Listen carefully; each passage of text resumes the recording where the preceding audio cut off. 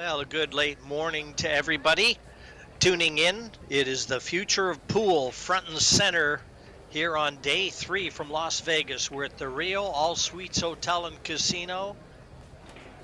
Hoping that my colleague Ben Belhausen is ready. He's in France. I'm in Toronto. I'd certainly rather be in Las Vegas instead of shoveling snow here in Toronto. I'm absolutely ready, Jim.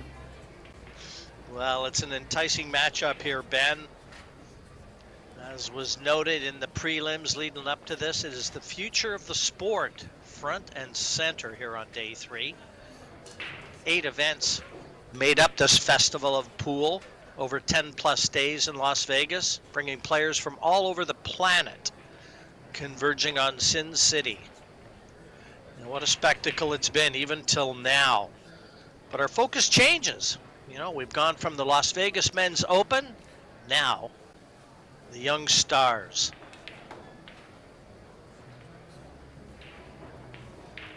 Yeah, absolutely. We have a matchup here between Sophia Mast and Yas Makani, 2 American players. Obviously, the American Junior Showdown, which is an all event here, is composed of 12 US junior players, mixed, girls and boys, which is great. It's an invitational event with a $16,000 price added. We are playing 10 ball, the same rules as the Predator Pro Billiard series, and it's a non-WPA sanctioned event. So the format will be like races to 4, best of 3 sets, and a shootout if it's 3-3, if it's hill-hill. So let's see how it goes. Let me introduce you Sophia Mast. She's from Sarasota in Florida. She lives in Florida actually. And we're going to have a matchup here because both players are above 600 Fargo. I believe Sophia is like 640 and Yas is like 650. So it's going to be a great matchup here. And I was talking about the Pink Dagger. She's a current World 10 Ball Junior Girls Under 19 champion. She took the title last year in New Zealand. And she came also 5th, losing in the quarterfinals of the Women World 10 Ball. So she's a great experienced player and can't wait to see her running racks, Jim. Well, I know one thing, Ben, you haven't arrived until you've got a nickname. So maybe that's why I never ever got a nickname. But the pink dagger, I love it. Yeah, that's great.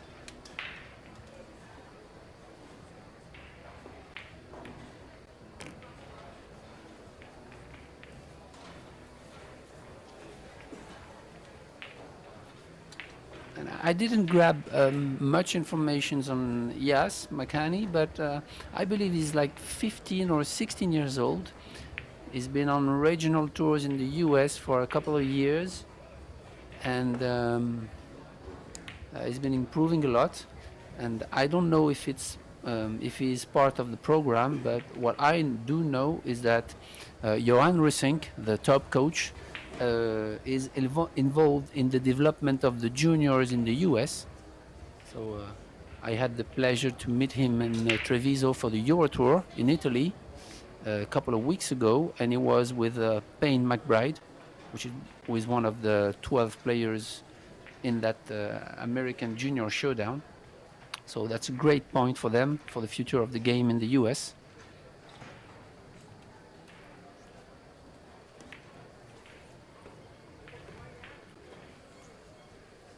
Good shot, that one from Sophia, just avoiding that side pocket. That was always in the equation. She had to be mindful of it.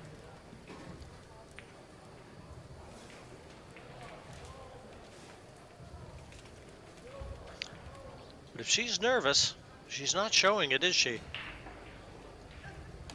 Yeah, she's really focusing on the task at hand, which is great. Starting with the running racks here. She got a little bit funny though on that 9 ball, a little bit flat, so she has to go all the way down table for the 10. Kind of stunish with the right. Yeah. Came up short a little bit, but still manageable. Yeah, slightly under hit. Difficult ask, this 10, to open her account here. Yeah, I like what she's doing now, just settling herself. This is a big shot, big moment. Yeah, as I said, she's the world junior under 19 girls champion, 10 ball, so she's really an experienced player of the TV tables and all that. So Well, what an innings for her there. Sophia Mast looking very strong indeed. Great way to start this match out. And I'll tell you, the juniors have brought out the fans as well, Ben. Look at a lot more people in the seats for a morning match than we've seen to this point. yeah, absolutely. Everybody knows that it's important to raise the juniors for the development of the sport in the future. So that's why it's great that the Predator Pro Billiard Series involved an American Junior Showdown in it. It's really a great idea.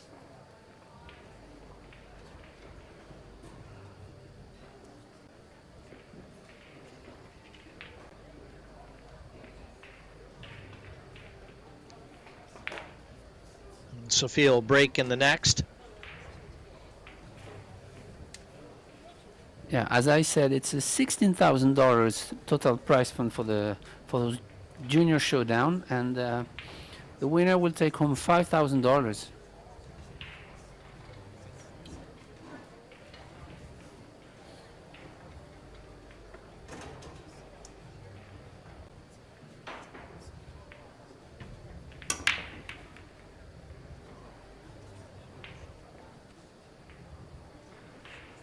Yeah, didn't quite get into that as well as she would have liked, but doesn't look like she's left a chance. Possibly.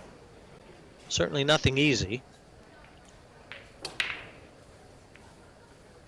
Yeah, she didn't hit the one ball as square as she would have liked, but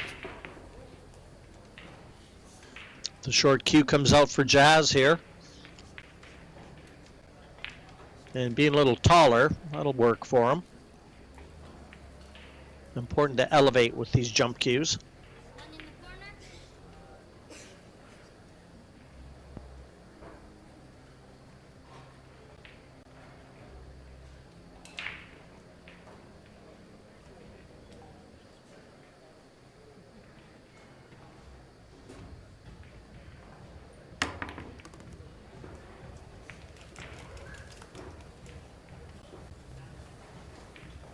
good shot there. Well, it's a little bit thin, but so the cue ball traveled a little bit too much.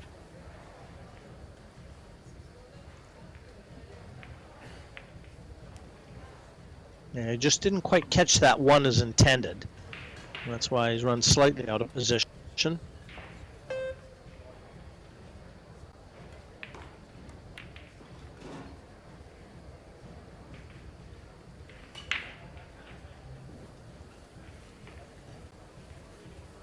It's a good shot there. Try to create distance between the balls. I don't know if Sophia can see the ball. No, jump cue is out. So great safety shot there from Yas, but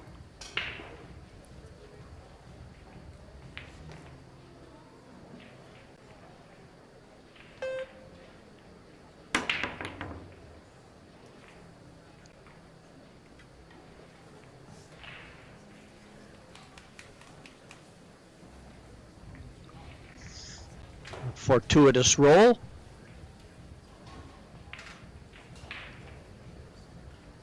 yeah, she got away with the jump, leaving no shot to Yas to offensive shot. He'll have to kick at least one rail. Try to make the two maybe in the bottom left. The thing is, it's easy to catch the point here. Oops, came up too short a little bit.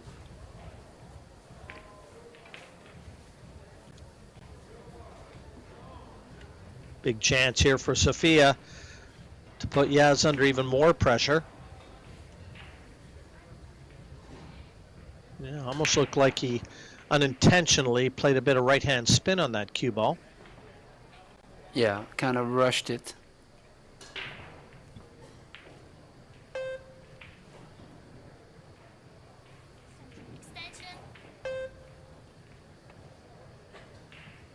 Yeah, it's not easy because the 3 ball is really locked by the 5, 10, and 8. So she really have to manage to try to catch a window from there, from the long rail. Maybe she's going to try to go into the 10, or to make sure she'll, yeah, to make sure she'll be seeing the 3, but that wasn't easy.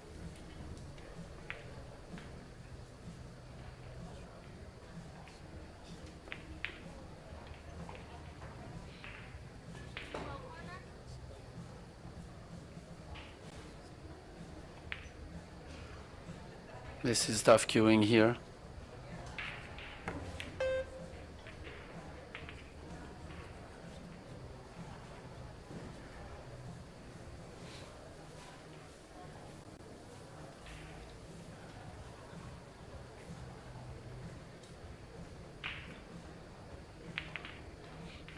I don't know if Yas has ever played on a TV table and such a setup.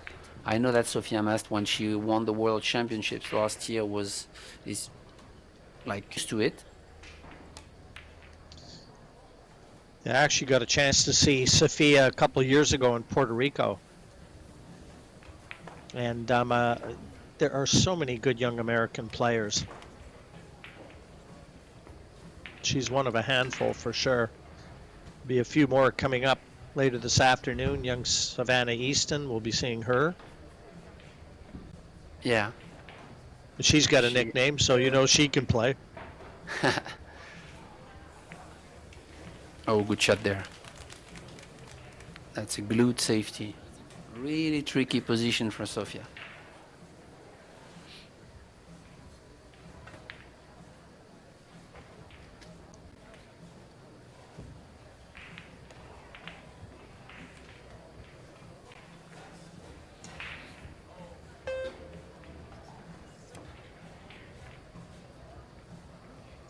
Well, not enough steam in that one. Would have got to the rail, just didn't quite catch enough of it. It was awkward queuing, to be sure. Yeah. With the bridge out.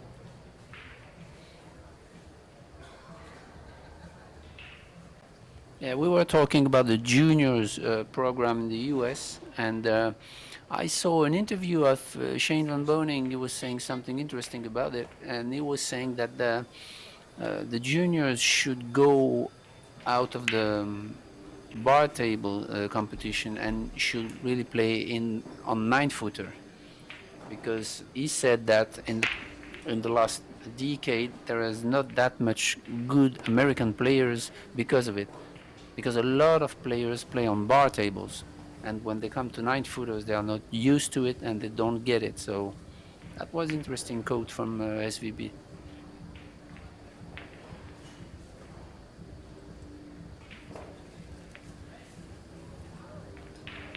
Well, in some regards, the 9-footers, you've got a little bit more room to maneuver the cue ball around. Less traffic, or less areas for the traffic to cause issues. Yeah, but then the shot making is a lot tougher, and the safety shots also. So that could make a huge difference if you're used to play on bar tables to switch to 9-footer.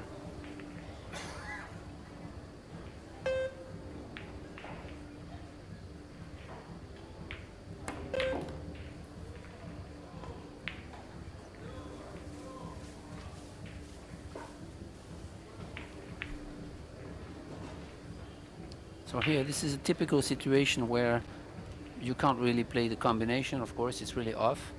So you have to cross corner the 5 and try to get some kind of protection by the 9 or the 7 and go up table with the cue ball, maybe in the middle of the table. Yeah, that's too thin. But he still got away with it.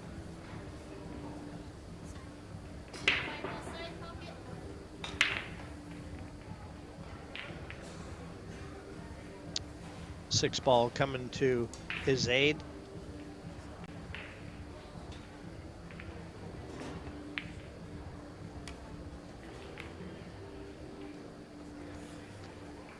And now it's coming to Sophia's. What a great shot that was.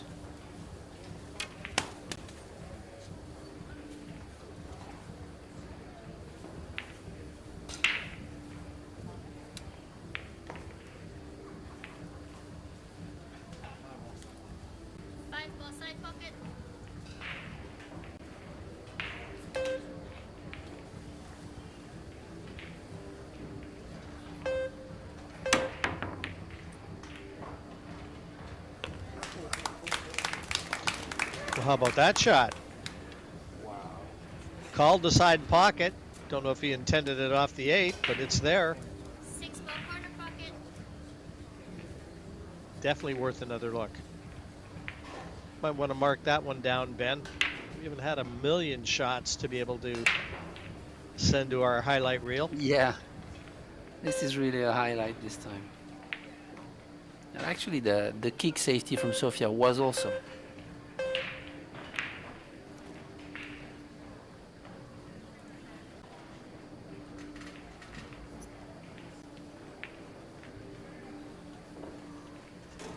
Well, he's still fighting an uphill battle. Good shot on the 6, and probably thought the cue ball was going to go into the 7. Deserved a better fate with that effort. 7-ball corner pocket. Yeah.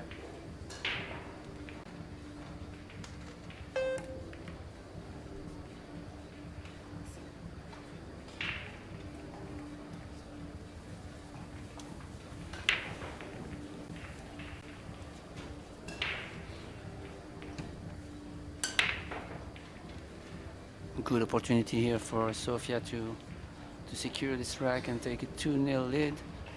She can see clearly the 7 ball and everything's wide open, so regroup. Yeah, that's a good shot here.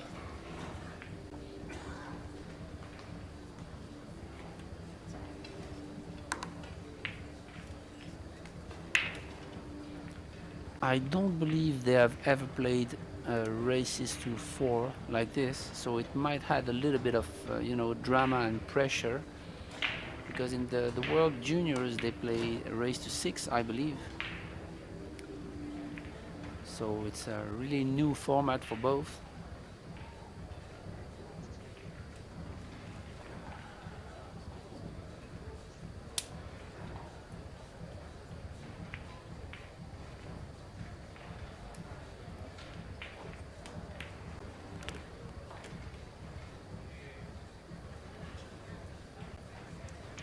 Well, just looking a little more solid than her opponent right now.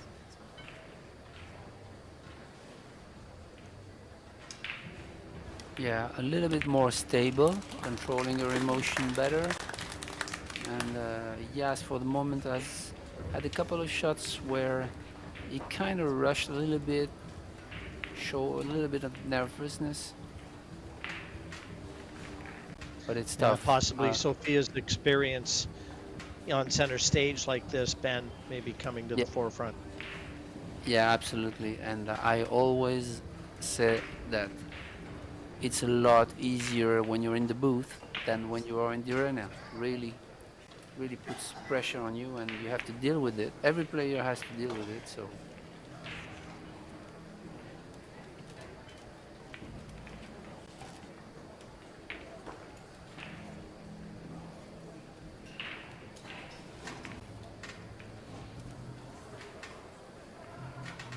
Sofia is sponsored by Predator.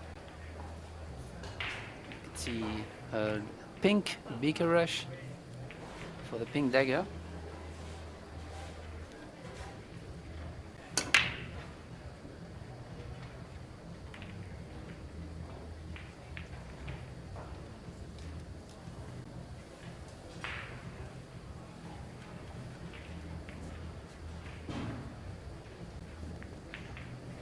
Another look at the break. Good displacement of the balls, but nothing finding gravity, so.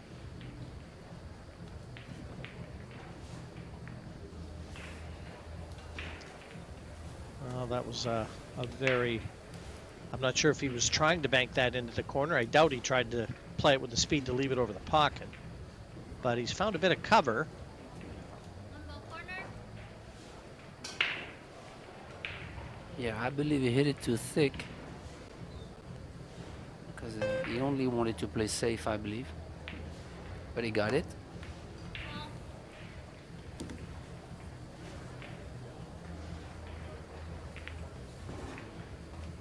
Took ball in hand, but a lot of work though. Tough layout.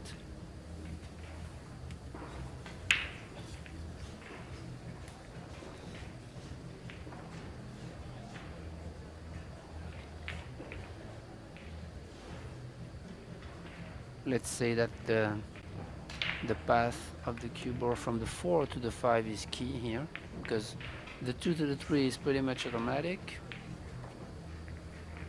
3 to the 4 also, but then the 4 to the 5 is tricky.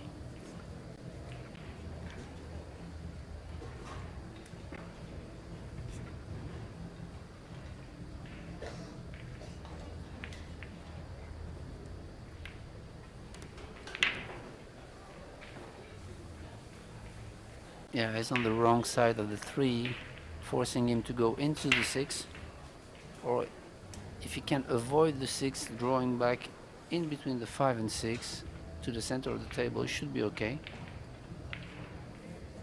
Or draw directly to the long rail to reach the 4. It's tough to say what's possible from here. Yeah, he ran into the 6. But he got away with it.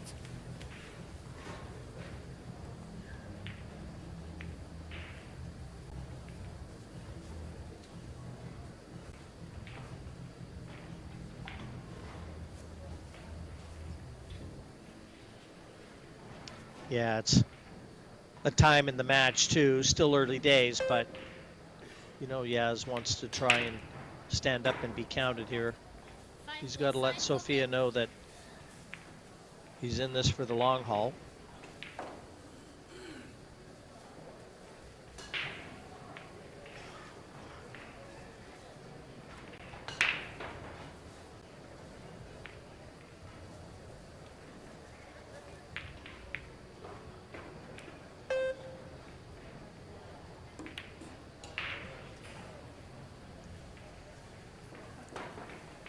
That's not how you do it, Yaz.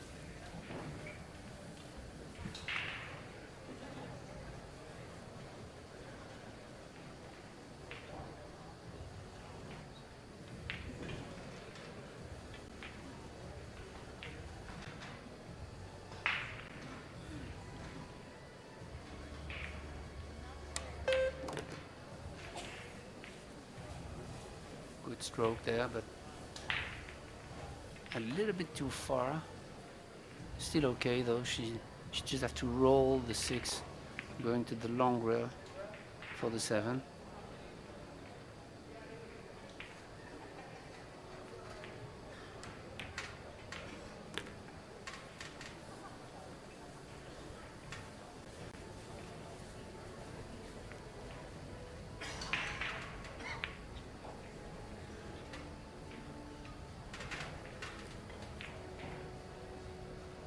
Just looks a little bit calmer, doesn't she, than does Yaz? Yeah, more Taking stable. her time, Really. and Yeah. more settled. There's a saying about experience, Ben. It's what you get when you needed it. Yeah, definitely. And all of a sudden it's gonna be 3-0 on the hill in this first set.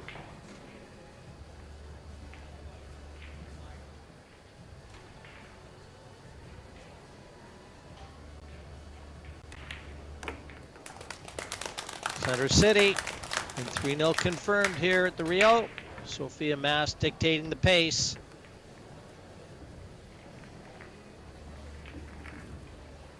She'll break for the last time in this opening set. Looking to improve on the previous break she's had.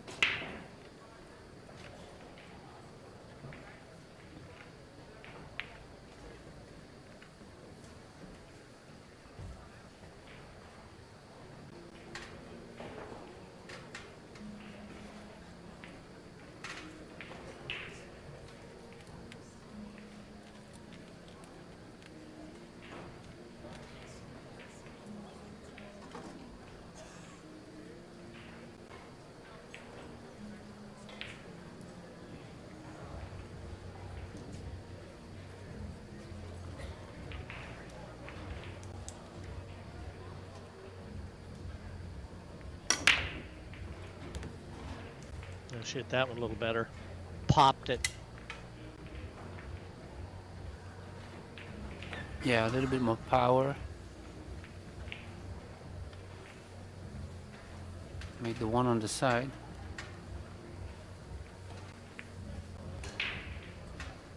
Two ball corner And pocket. this 2 goes.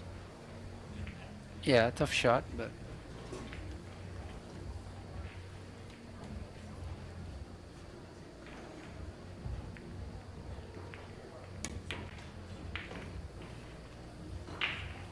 that was a good try. A little bit too thin, but she went for it.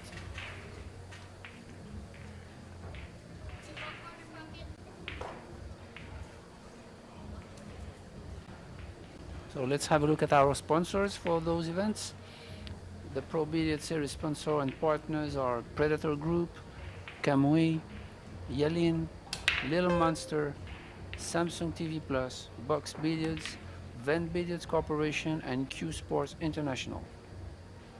And we are playing on all equipment from Predator there. Predator 9-foot table Apex. We have the balls, Arcos II balls. We have the bridges. We also have the Arcadia Reserve Cloth and the Aeroracks.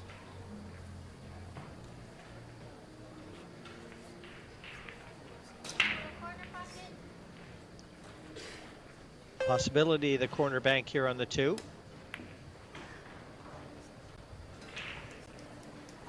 Yeah, that's a good shot. It's a good containing, especially if it doesn't see a slice of the 2.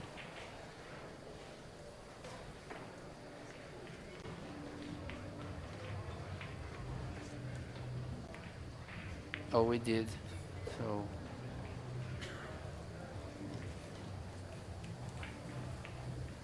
makes a big difference.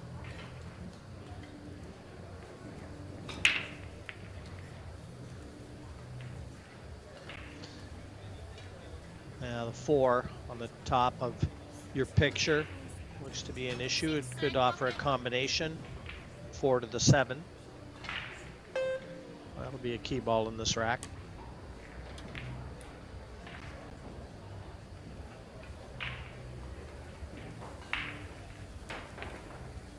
She got away with it. That was a tough kick and she hit it quite good.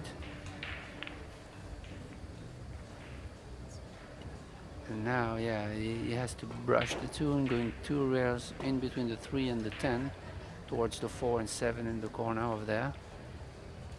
Oh, we hit it too thin again. And leaves an opportunity to Sofia to shoot the 2.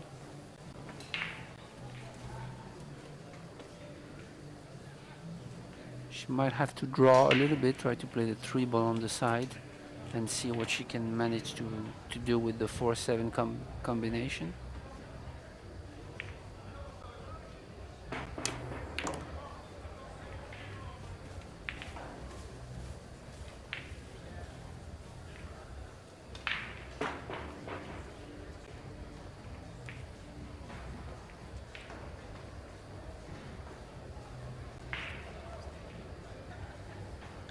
Well, this looks pretty difficult. She's not going to be able to do too much with that cue ball here. And you know what? Discretion. When it looked like some players could have attacked, she chose discretion. Again, she's got a very seasoned brain between young ears. Yeah, definitely.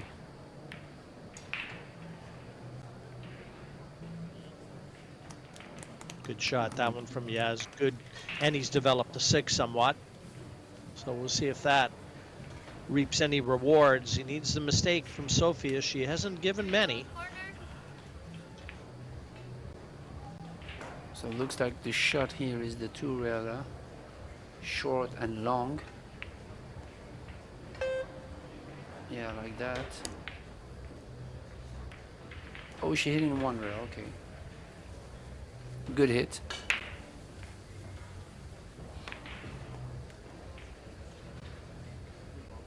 It's also important for the opponent to send the message that you're not gonna give ball in hand easily.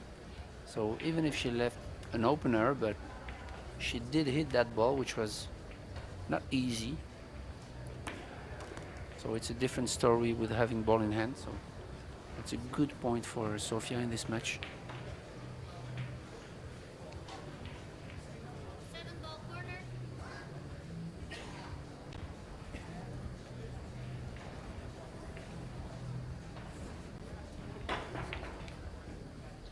Just wants to be mindful of where the 4 is going. Yeah, and sometimes doing so you miss the combination. That's what's difficult on those shots. He's far away from the 4.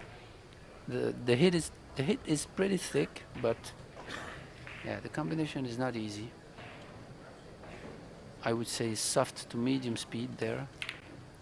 Yeah, like it's a little bit too hard, so the pocket goes. That narrows the pocket.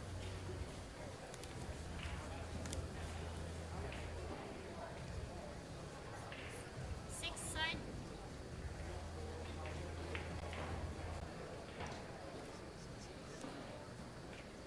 If she could pocket the 4 and the 6 in the side pocket, that would be really great, because the 5 ball is hanging.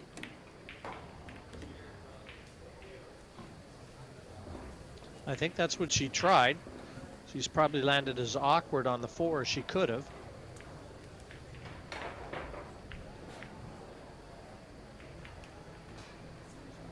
Be a Extension. good shot to retrieve it. Yeah, the thing is, you have the 8, 9, and 10 as blockers.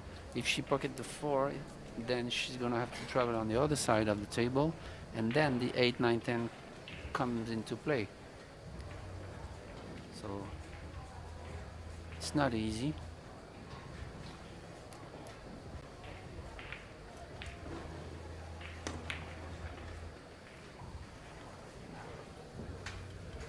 Yeah, I kind of like the way she played the cue ball there, drawing back, so that she made sure to see the 5, whatever happens, but she missed the 4.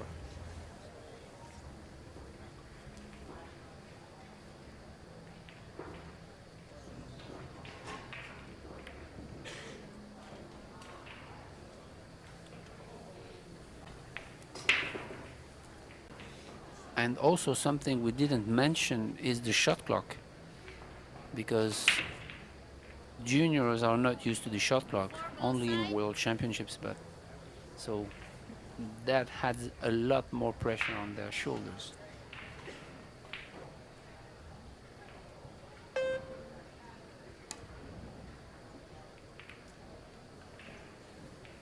Oh, great hit there.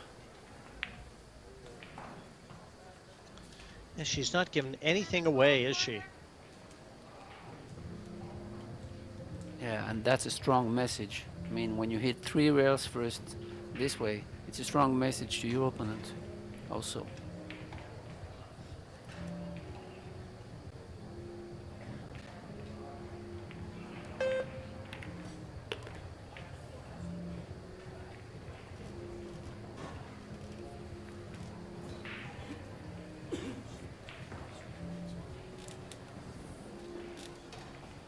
Yeah, that was a tricky combo. He played it with good speed, but the 4 ball kind of rolled a little bit too much. So see what he chose to play, whether safe or yeah, he played the carom on the 5. But the thing is, you're gonna lose the 4 ball doing so. So that was a risk. Maybe he could have tried to split the balls and use the 8-10 as blockers. 4-ball corner.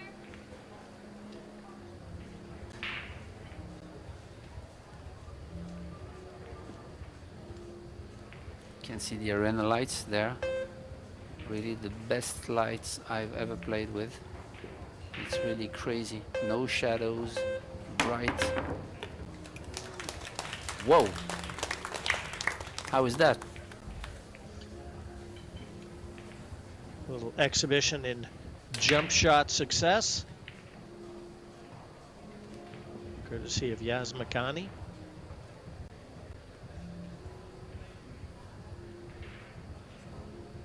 Chance to maintain the initiative here.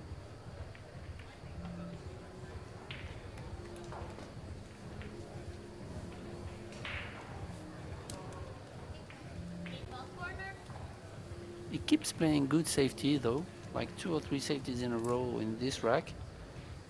But Sofia doesn't give anything, so he's having a tough time at the table with the girl. Call. He's got ball in hand this time. And 3 balls nicely in the open. Yaz will never get a better chance to secure his opening rack.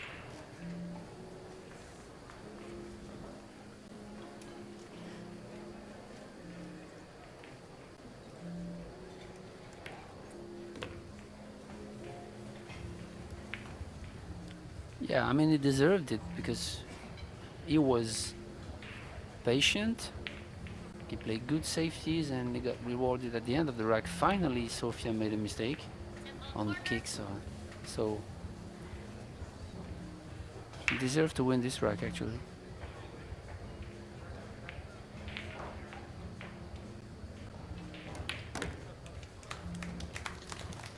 Well, and win it he did. Still 3-1 in favor of Sofia Mast. Yaz Makani, he'll break in rack number 5. Looking for the big comeback here.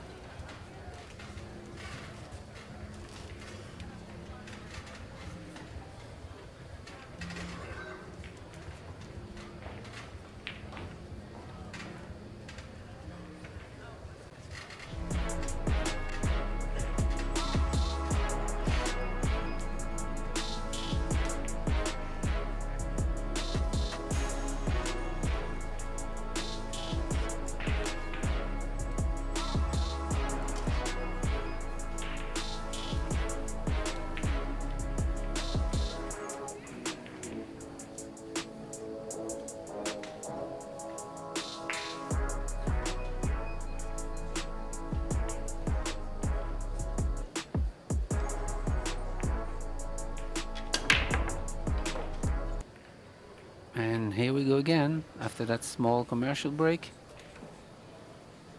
Jan Makani to break. Made one ball on the break, yeah. But I believe he doesn't have an open shot here. He's gonna have to kick at it. Like kick and stick there. Stick the cue ball down table, I believe. Oh no, it was the 9, sorry. So he has an opportunity.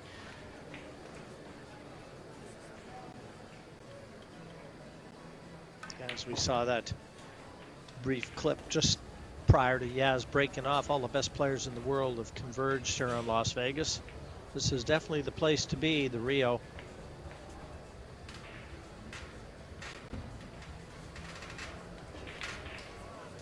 Yeah, we have 8 events. We have the men's open, the women's open. We also have 1 pocket, banks, a wheelchair exhibition. We have the mixed doubles also. So 10 days of full action.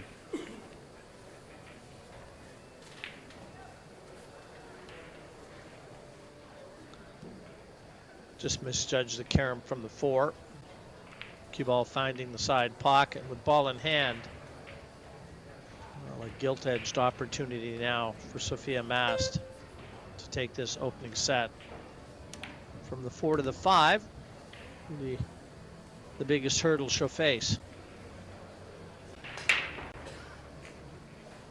The thing is, with more experience, she'll have to. She made a good shot on the 3, a good choice to follow that, but then she could have leave the cue ball closer to her so that she doesn't have to use the extension, you know. This comes with experience. To stop the cue ball before the side pocket instead of after. 5 ball side. She's using the 2-rail system, the kicking system, to try to kick the 5 underneath and stick there. Okay. A little bit thin though. That was a good opportunity for Sofia actually to close the set. But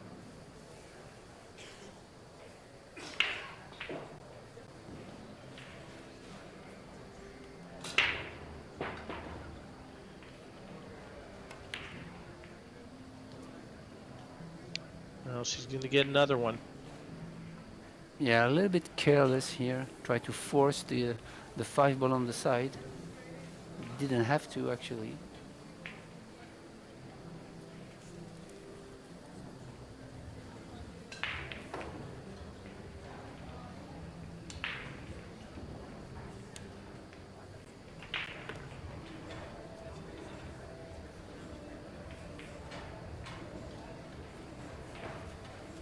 Shot there from Sofia, cutting the 5 ball really thin to come down table for the 7. I don't know if she can cue properly or if she is above the 10. Yeah, she's above the 10, so makes the shot a little bit tougher. It should be okay.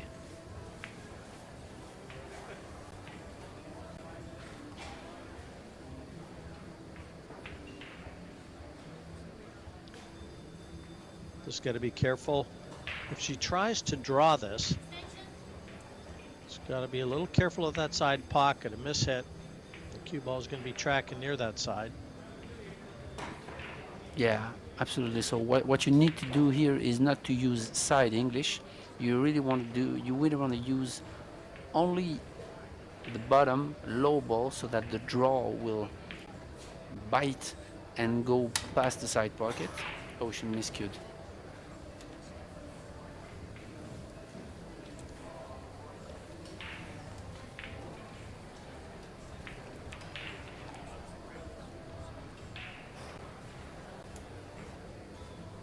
Yeah, the stroke was really short. She didn't had a good timing on this one.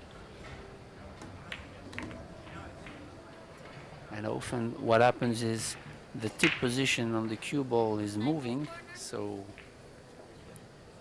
causing a miscue.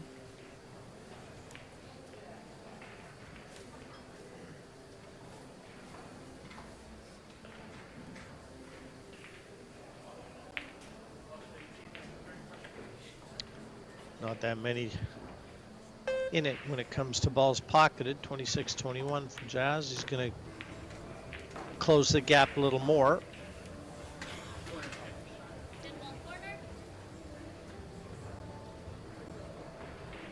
But the decisive rack proving elusive for Sofia. Yeah, she actually started the match really good after the races, but then she missed a couple opportunities, and now, yeah, it's tied up the score. So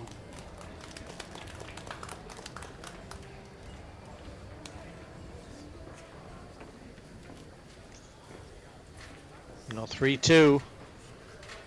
He'll break in rack number 6.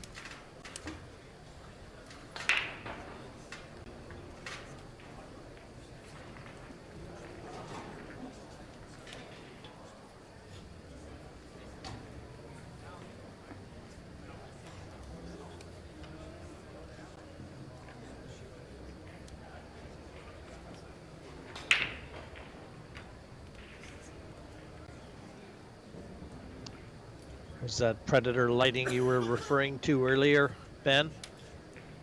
No shadows whatsoever down the rails from the balls. As nice a TV arena as you're going to see. yeah, it's really crazy good. I mean, I had the opportunity to play in the arena with the lights in the previous Euro Tour in Italy, and it was really great, really awesome.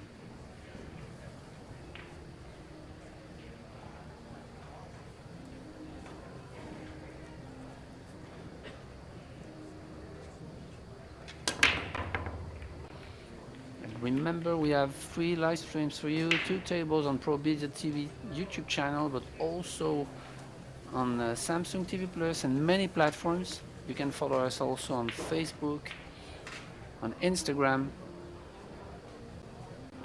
A lot of action these 10 days for pool fans.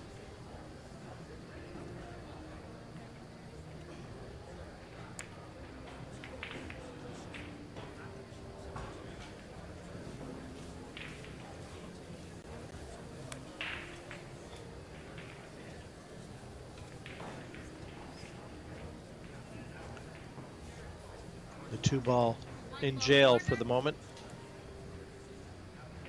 One available, but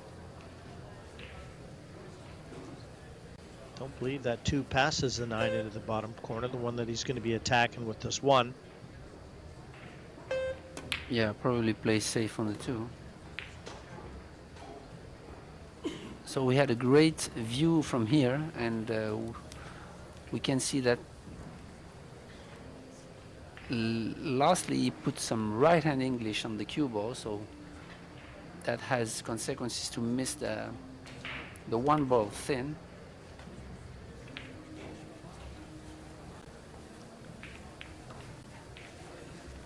Bit careless from Sophia there. Yeah, she kind of lost her focus for a couple of racks, lost 2 racks. She was really focused on the first 3 games, and then, but it's really tough to maintain that focus. This is also part of the development of pool players, to be able to maintain that focus. And yesterday I was commentating a match from Alex Pagulayan, and I really enjoyed with you, Jim, the fact that he can laugh and talk in between racks, and being focused as a lion when he's at the table. So this is really an ability to develop when you want to make professional pool playing.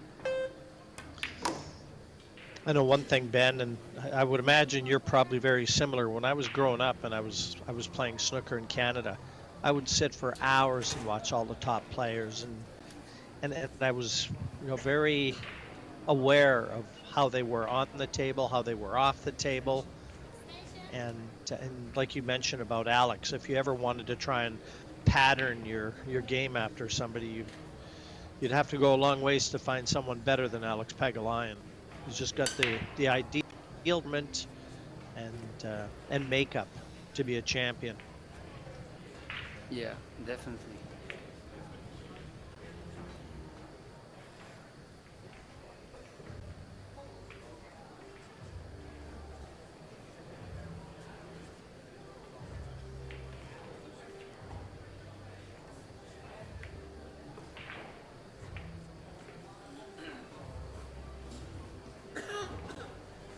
Yeah, good speed there. It's not easy to go 1 rail across the middle of the table to reach the 5. It wasn't easy, so. And here, what's tough is to try to avoid the 9. Not using stun, but like maybe stun follow to go 2 rails, like just natural, but he might run into the 9, yeah.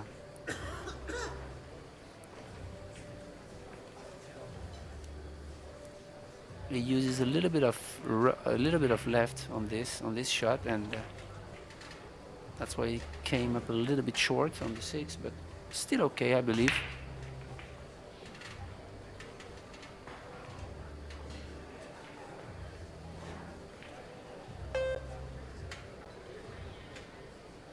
And this is to tie up the match also, so.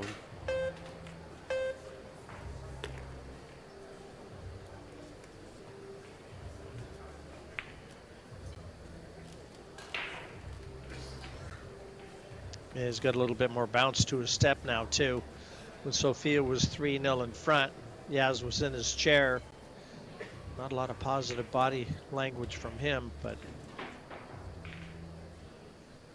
he's a different player right now.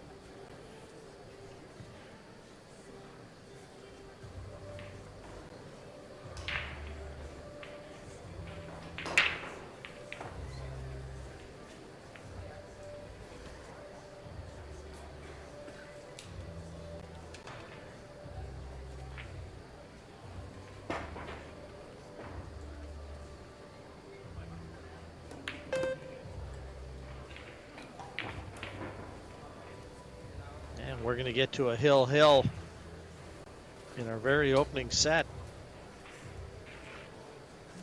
Yeah, and definitely the momentum is for us.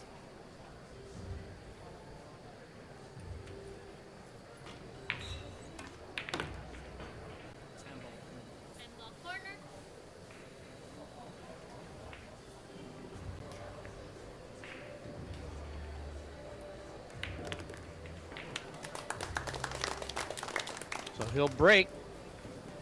Try and secure this opening set. He's completely turned the page on Sophia Mast. He trailed 3-0 at the outset, and he's fought himself back into contention.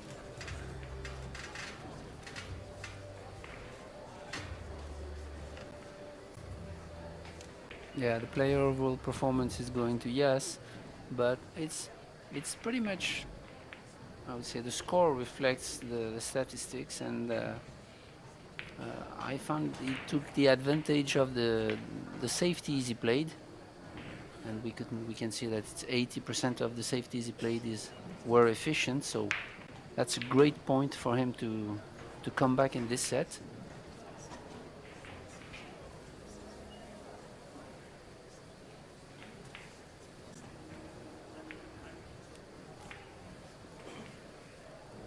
Yeah, but the pressure is on now, both players. Yeah, but his attitude is now really different, as you said.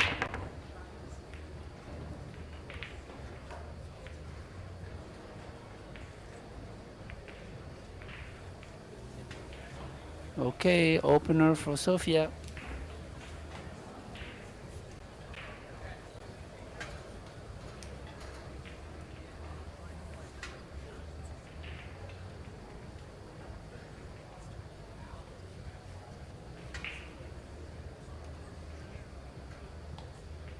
She really has to force that one, so that's not easy. Yeah, good shot there. Everything is open, but the 4 to the 5 is tricky, Jim. Yeah, given where the 8 is, you're right. So she's going to want to leave herself in an area where she can leave that 8 alone.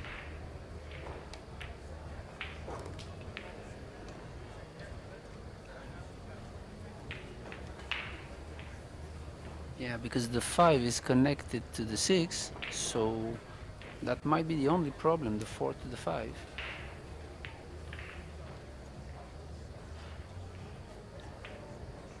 So I'm curious to see what she's going to choose on that. She's aware of the problem. She took her extension, which is a good point. Yeah, exactly right, Ben. That's what she did. As you alluded to, she's aware of it.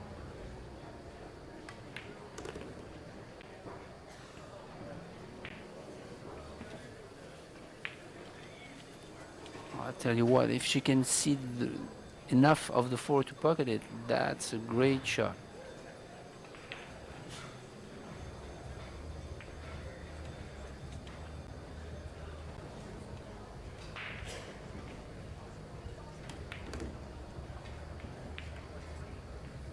That was risky.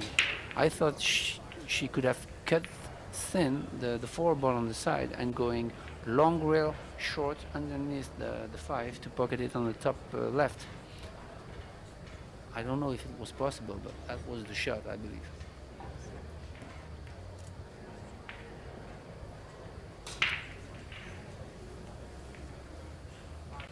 And she's left a chance for Yaz.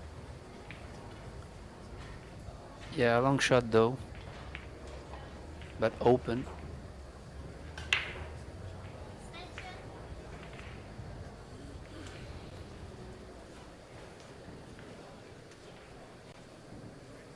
Definitely a chance for him to take that first set after trailing 3-0. That's a great opportunity. He's taking his time a little bit more than in the first 2-3 racks, and that's a good sign.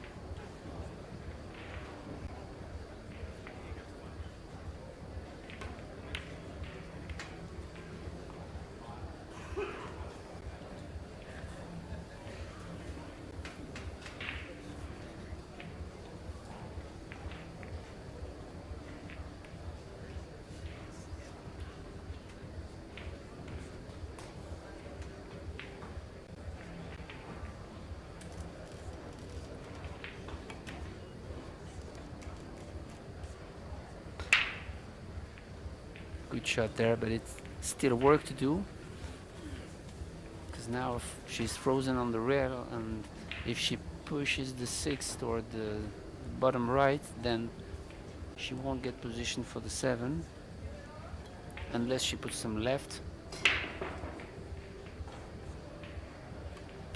avoiding the 9. Yeah, great. This is a great shot.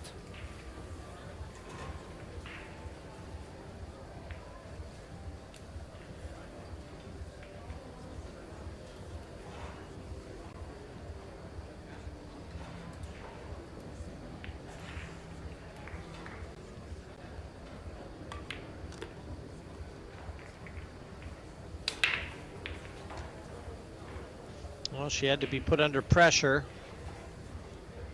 to pick herself up off the canvas, but this is a great chance now to secure the opening set.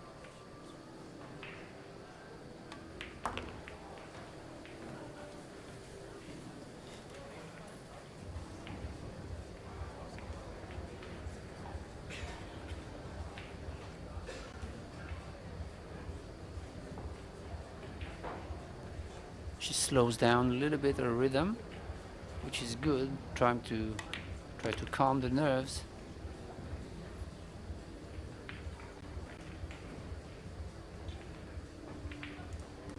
Focusing on the task. Try to dive into the pre-shot routine, and very long bridge here, but she might be happy winning the first set.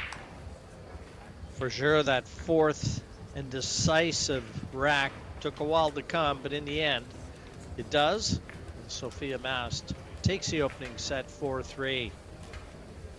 Looks like she's going to head off, so we're going to just take a very short break. Don't go away. We'll be back with more pool action from the Rio.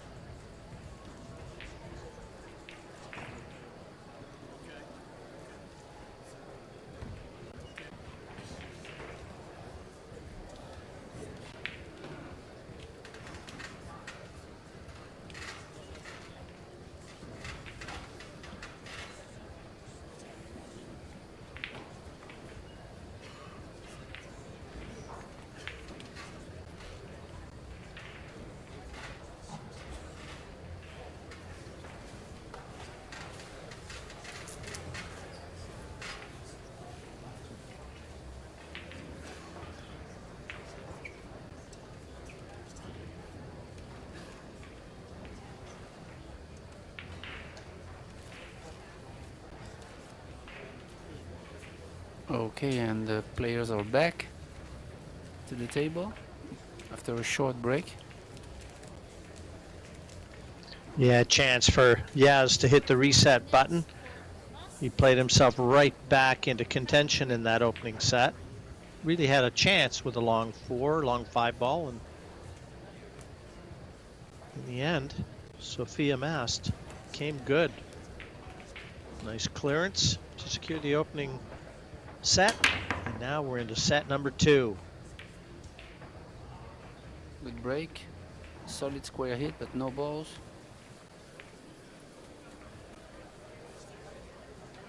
We are here at the American Junior Showdown, and as we said, we have 12 US junior players, mixed boys and girls, and this is the first round, 4 matches, so 8 players, and we already have 4 players advanced to the quarterfinals. This is a single elimination format, so the winner of this match will advance to the quarters.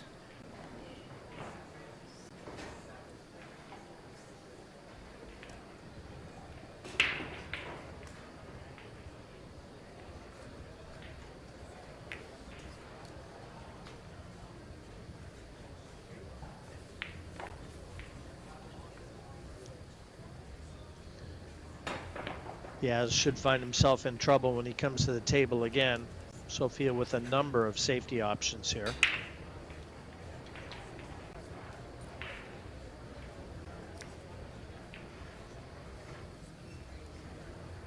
Yeah, the split is a good option. Maybe she could have nudged a little bit the 7 to free it from the 8.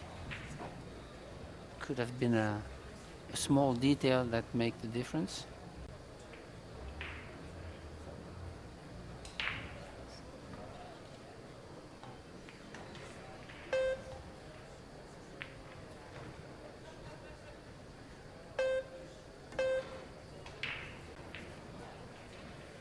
That's careless.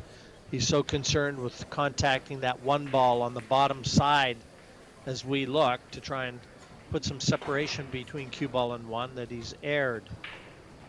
You gotta make sure you hit the ball. Yeah, and he could have also only hit the short rail using only 1 rail to touch the bottom side of the 1 ball.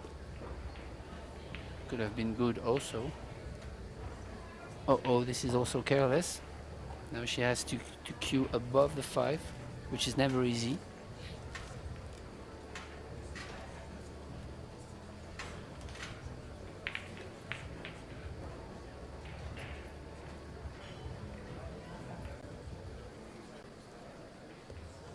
But it's really a great opportunity for young players, boys and girls, to perform under such a setup in such events.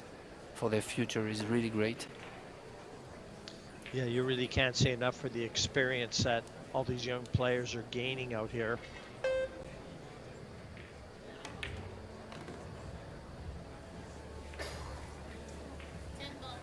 Possible 4-10, knowing that the 7, or sorry, the 5, looks like it might not be available next to the 8 there. So a 4-10 combination definitely on to secure the opening rack of the second set.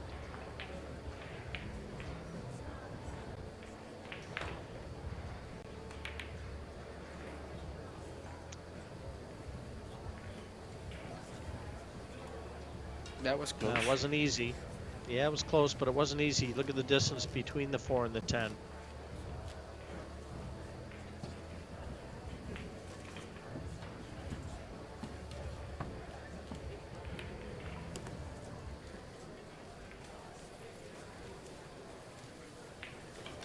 It came up a little bit short, but I believe it's still okay. But as you said, the 7 ball is locked. Looks like it's locked, so the rack is not over yet.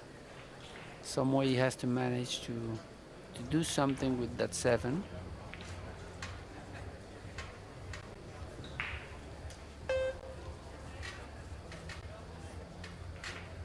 The thing is, he can't really play safe on the 7, sending the the ball up table because of the 10. So now he has the right angle on the 6, maybe to go into the 2 balls. I don't know, it's tough to say from here, but yeah, maybe shooting the 7 ball in the top right. I don't know. We'll see what he has in his mind. Well, the speed that he plays this shot will be telling whether or not he wants to play a safety following the 6 or get aggressive, try and develop the 7. Yeah, I don't think he can go into the 7, into the problem with the 6. But maybe he can go to the long rail and hide himself behind the 8, sending the 7 ball up table. I don't know. Yeah, like that. Oh, it went too far, I believe, to hide behind the 8. Or simply brushing the 7 and go in between the long rail and the 8 softly. I don't know if he got this. Really soft.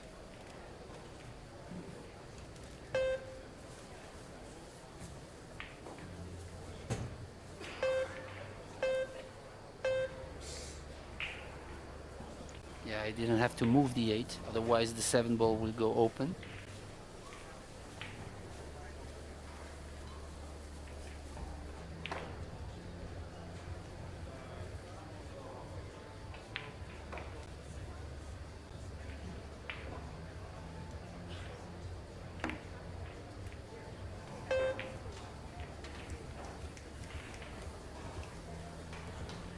Very good shot there. Yeah, perfectly judges speed. So, same path for the cue ball into the 7. 9 ball side.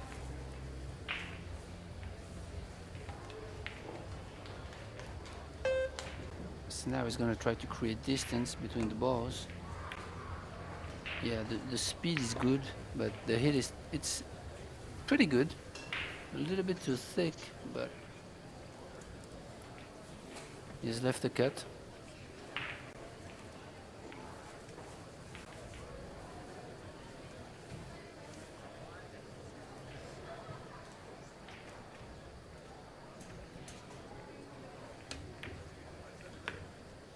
Wow, nice hit there. Those kind of shots are like do or die, because she had nowhere to hide, so she had to go for the shot, and it was a tough one. So hats off to her. Similar shot on this 8 on the opposite side of the table.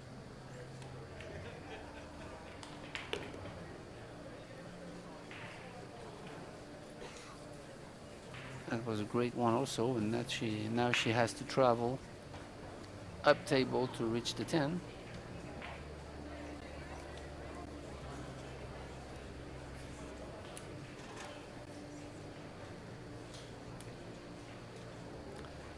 See the pass she elects to take. Yeah, I like that, but it's dangerous because you go towards the pocket, but then you have to let the stroke out. So that, I believe that was a good choice.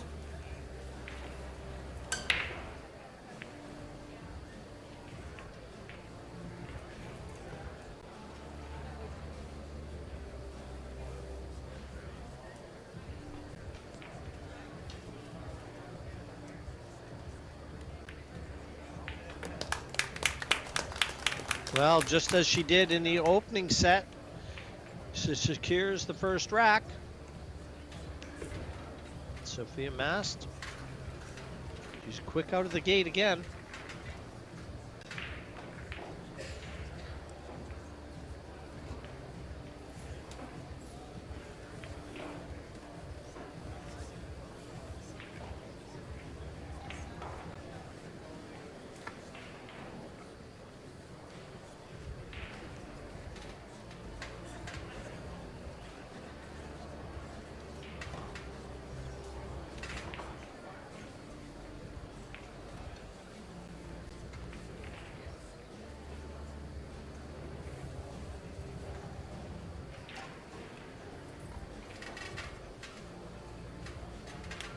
And on table 2, we have another junior match.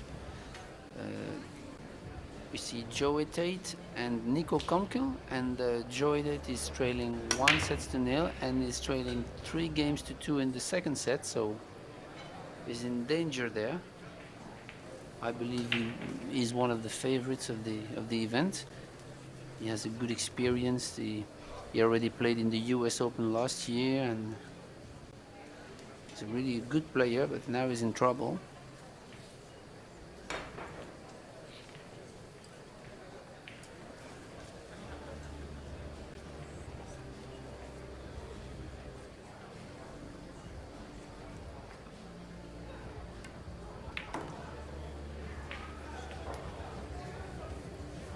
Okay, Sofia broke dry there, so left an opportunity for Jan, but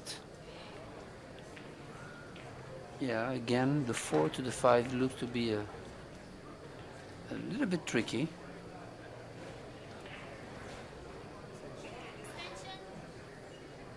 So if you can shoot that 2 and go on the other side of the table, the 3 and the 4 are pretty much connected, but then you'll have some work to do on the 4-5.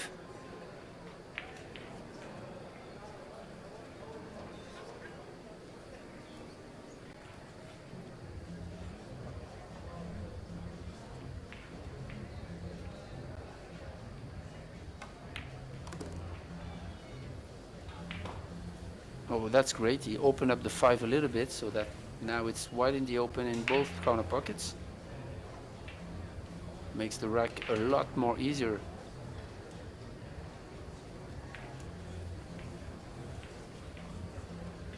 He's played a couple good shots here, Ben.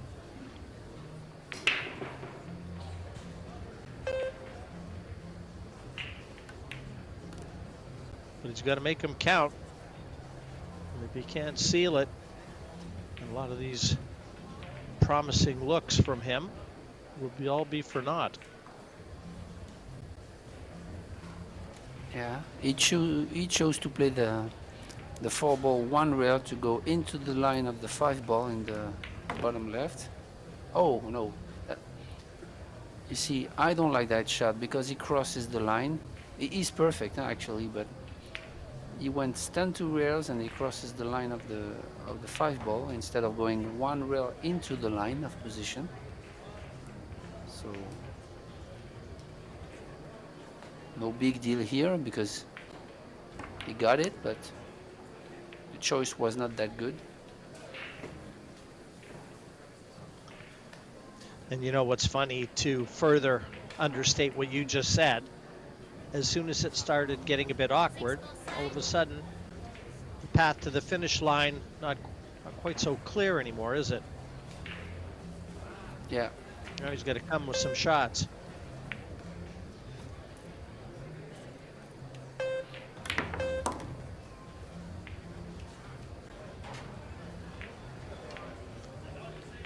He's far from home yet. That was a good bank. Yeah, he fired that one like... Now the 7-ball is a really tough shot. The ball itself, the shoot. Did he call the... Oh, he called the side pocket. Okay. So he has to go around with the cue ball. Wow, this is a tough shot. Wow. Yeah, he was leaning. He'd love to have got a little love from that 10. That would have kept him on course for the 8. But a good shot. He's trying. Yeah, probably another bank shot here to try to seal the deal, but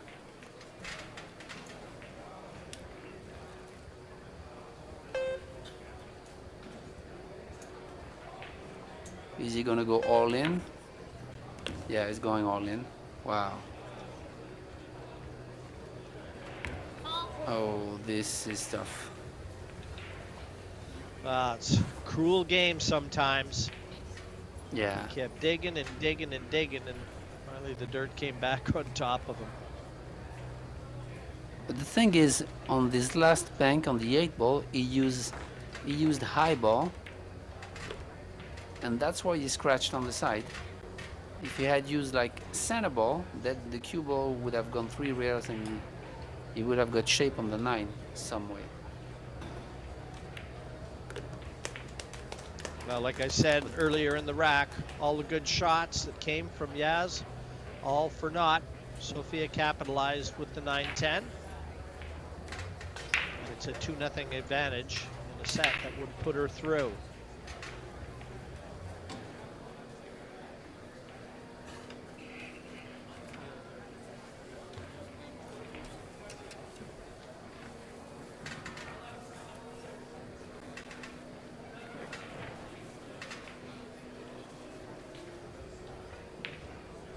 In terms of ball pocketed, it's quite balanced, but on the scoreboard it's not. Because Sofia is leading 1-0 and 2-0 in the second set, so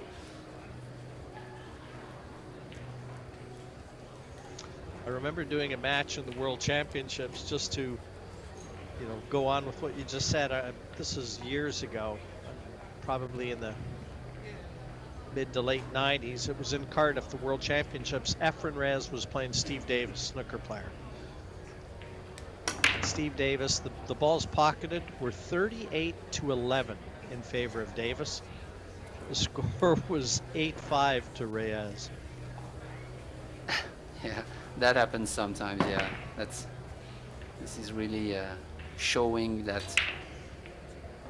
you have to be focused on important moments where momentum shifts and crucial shots.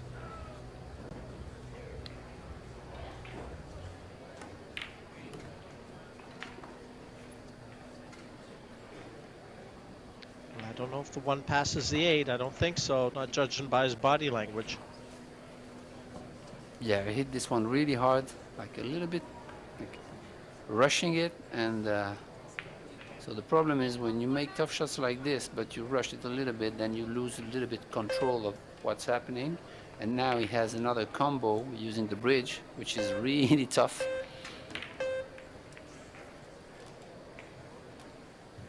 Under shot clock. So opportunity here for Sofia, even if the 1 ball is a thin cut. I don't know if she elected to go for it or try to bank it towards the 3 and use the 9 ball as blocker. And that's a good shot also. Nice. 1 ball corner pocket. Kind of classic safety here.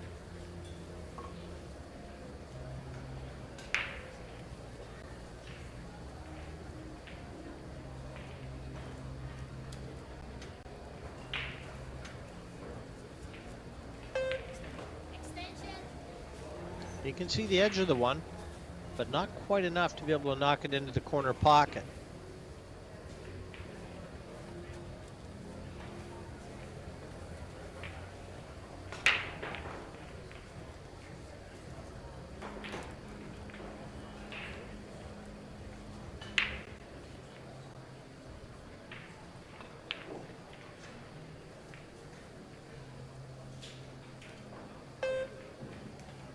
Yeah, if you could thin it and send the cue ball down table 1 rail, that would be great.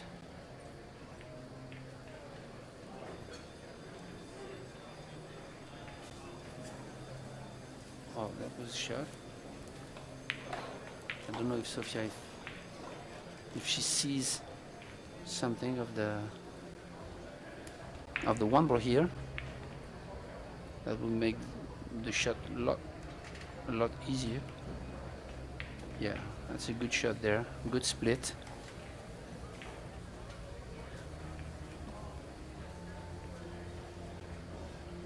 No jump available for his opponent, so that's a good point.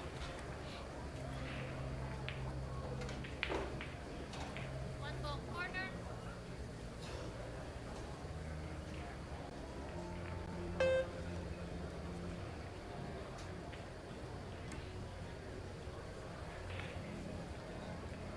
Came up short a little bit. Ball.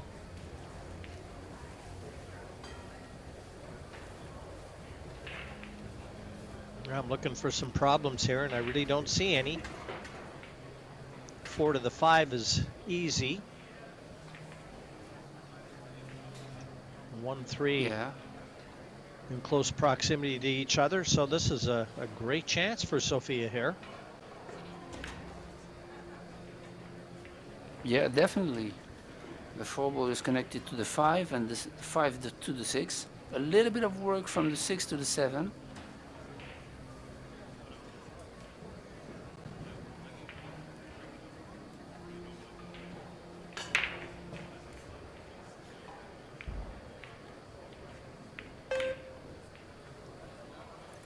Well. Yeah, I was gonna say our bridge was really, really long, and it's never a good idea when you're using high inside like this to have a long bridge.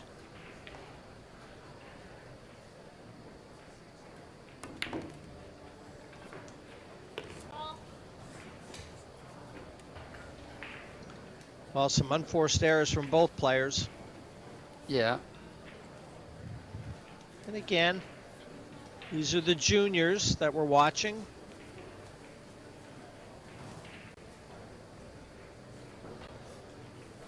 So all this experience on center stage. yeah. The important thing is to get a good feedback with the video. I don't know. They probably have coach, so it's really important to watch the matches and see the choices, the mistakes, to get lessons learned. You're on your second ball.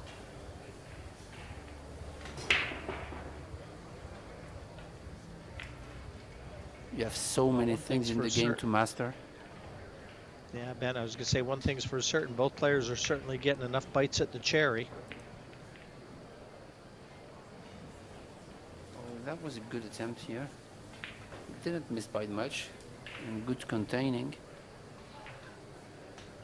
Yeah, I was saying there's so many different things you have to master to play this game at a high level. Physical shape, mental toughness, technical work.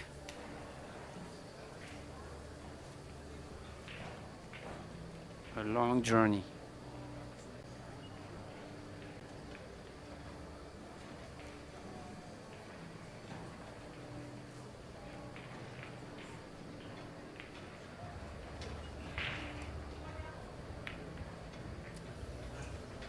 Ball.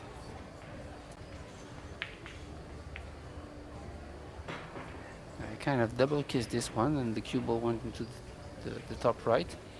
He just wanted to bank it, but with the double kiss made the cue ball. So this is another opportunity for Sofia.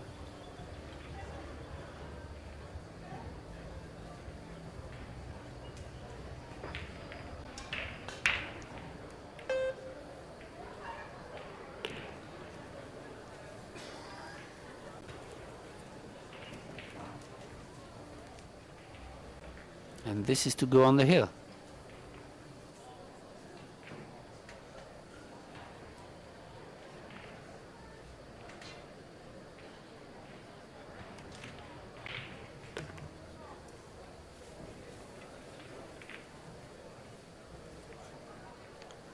Wonder if Sure. she'll steady herself. If she gets to the hill early again, I wonder if she'll steady herself, because she kind of lost her way a little in the opening set when she got to 3. She ended up securing the set, but not before some anxious moments.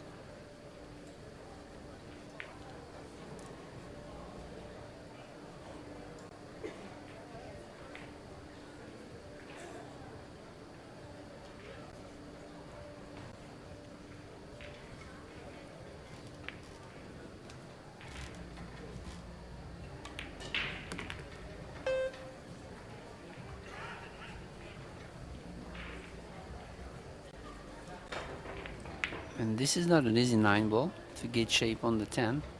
So see how she handle her nerves.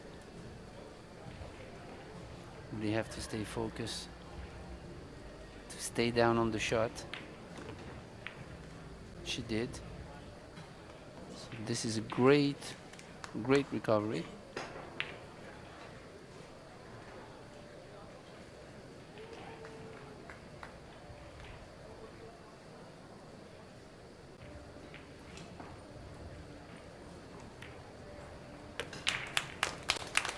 Well, 3-0. Same lead she enjoyed in the opening set.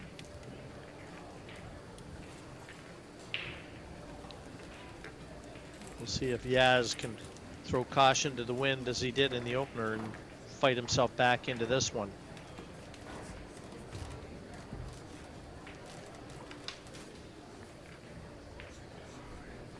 Yeah, what is interesting is Yas has 2/3 of the first shot after the break open, and he didn't take advantage of it. So this is interesting. And also the safeties from Sofia in set number 2 are really strong, 100% that she played. So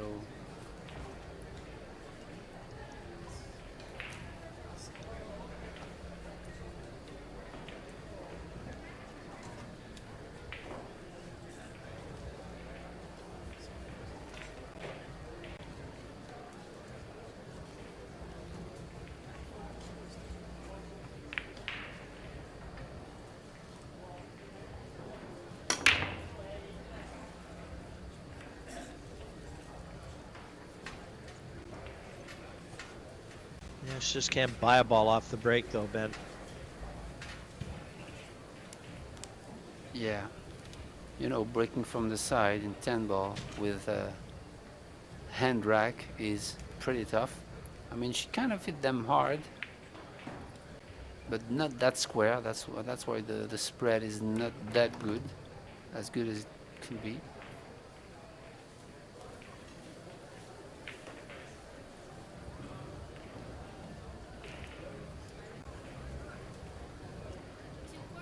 Just to remind you that those two players are around 650 Fargo, which is pretty good for their age. Good news, bad news there. Got the 3, but he's bumped the 5 into the path of the pocket for the 4 ball.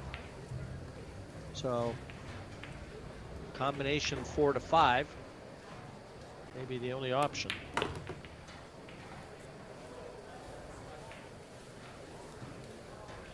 And he's got to play it from distance.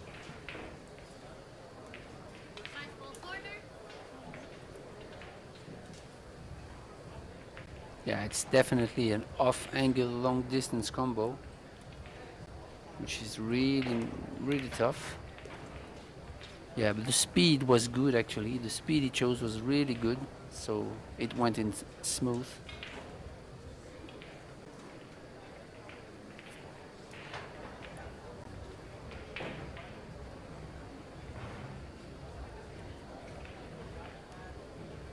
Just wants to be a little careful here because he wants to put Sophia in a lot of trouble. He's got the chance to do just that. A few different ways to do it.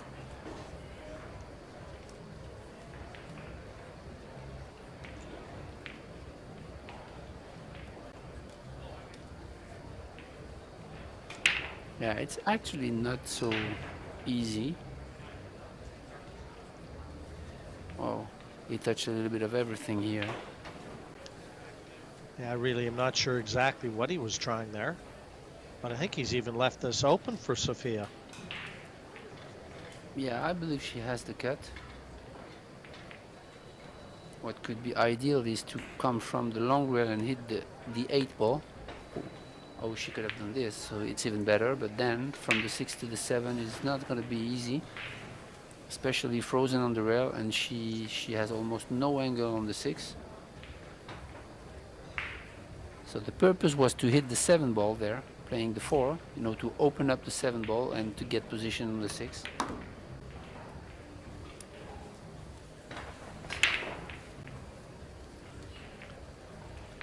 Now it's got the cue ball back into an area where she can get aggressive with the safety.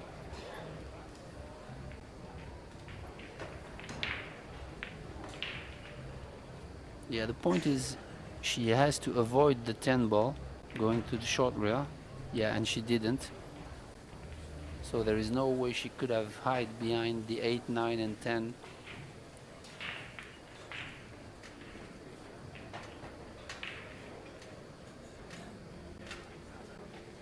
Seven ball side. And remember, it's also the opening round for the juniors, so they didn't like warm up a little bit, and they have to take the speed of the table, Eight ball corner. the feel of the heat of the Predator arena. So first round is also never easy.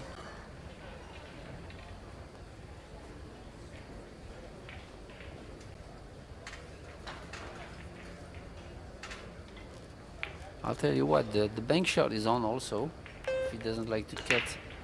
Yeah, because you lose control of the 9 ball doing so. So he had a bank shot with a stop shot. Try to hide behind the 10. Could have played that also.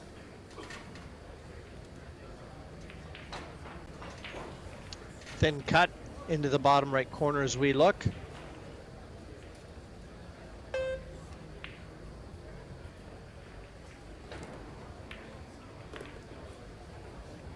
Look out, cue ball. Oh wow, that's a tough way to lose the match.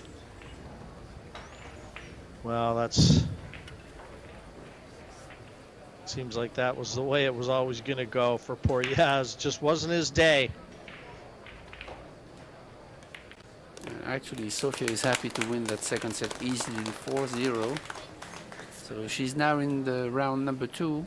Actually, the quarterfinals, because it was a 16-player invitational. So hats off to her, and we'll see you in the quarters. Yes, you certainly will. Next up on this table, it's going to be Connor McFadden versus Savannah Easton. Just under a half an hour's time, so don't go away, folks. Thanks a lot, Ben. Really enjoyed it. Yeah, see you.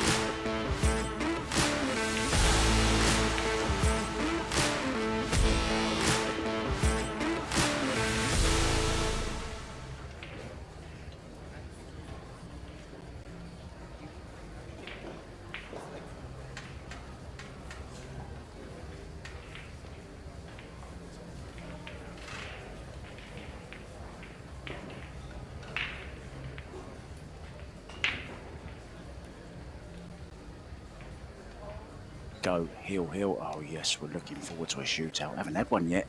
That's only though if we go heel-heel in the deciding set. Your referee for this one is Danilo Heberstret. And joining me in the booth is a two-time Canadian snooker champion, a World Championship quarter-finalist in 1980 and again in 1992. He was the voice of the Moscone Cup for 20 years. He's a little pocket rocket, ready to go off at any time. It's Jim White. I'm not exactly sure what to say. Just don't go off just yet. Don't go off prematurely, mate. We've got a match to commentate on. It's a pleasure once again to be back with you, Jim. It's been a while. Pleasure's all mine, Mark, and thank you very much. I did not deserve that introduction, but very kind. But you know what's funny? The one time that I did see Savannah Easton play was with you in Puerto Rico, and I think it was, if I said 3 years ago, am I right? You are right. It was 2022. Yeah,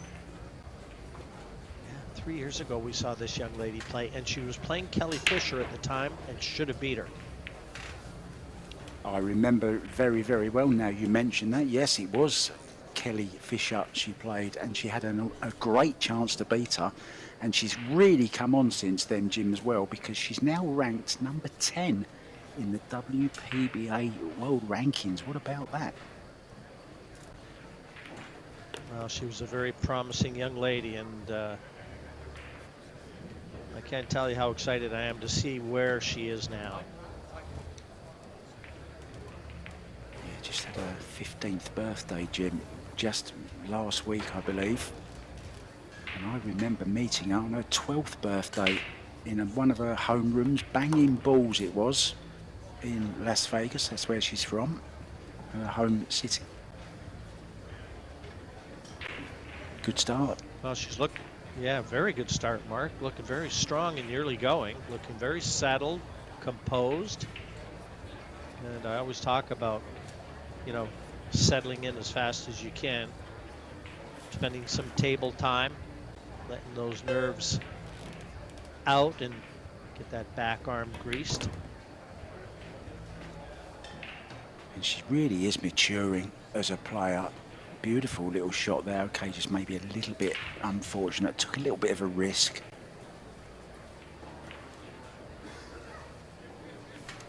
Yeah, that could have been a little kinder to her, to be fair. Now, whether to attack or whether to defend. Here's your answer behind the 8 ball. Did she get there?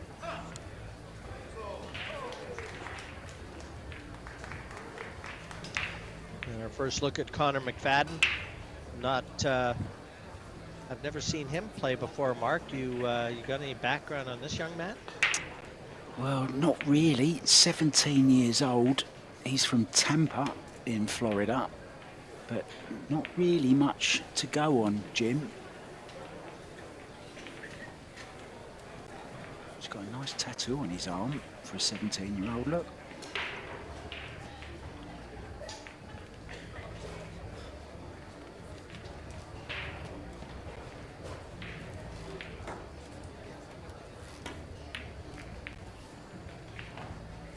Going to say just a little tester there. Played it just a little bit quick, maybe, Jim. A few nerves, of course. The Road Runner, she's known as. That's her nickname. Quite a cool nickname, isn't it? Will she get the better of Wile E. Coyote this afternoon?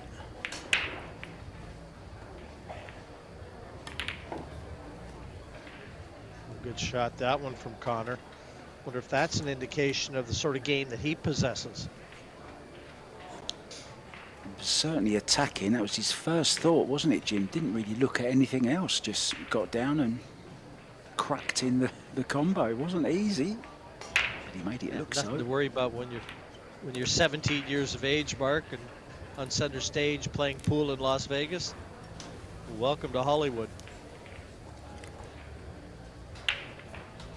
Talking of youngsters, I've been watching all day today a local Scotch doubles tournament. Dennis Orcolo was playing in it, and James Aranis as well.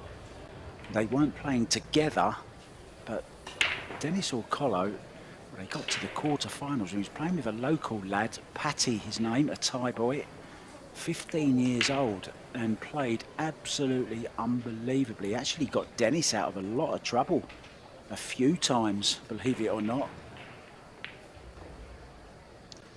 Well, Connor, just the speed kept that 4 on the table, but he's forced Savannah to bring out the jump cue.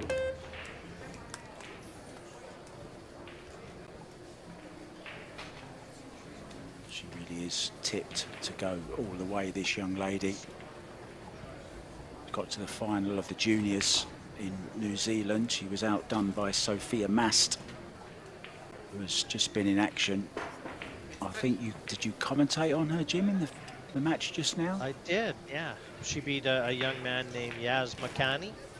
So the ladies are 1-0 ahead from the matches that I've seen anyway. The young ladies. Yeah, 12 players in this gym, and 10 of them are boys. There's just 2 girls in it.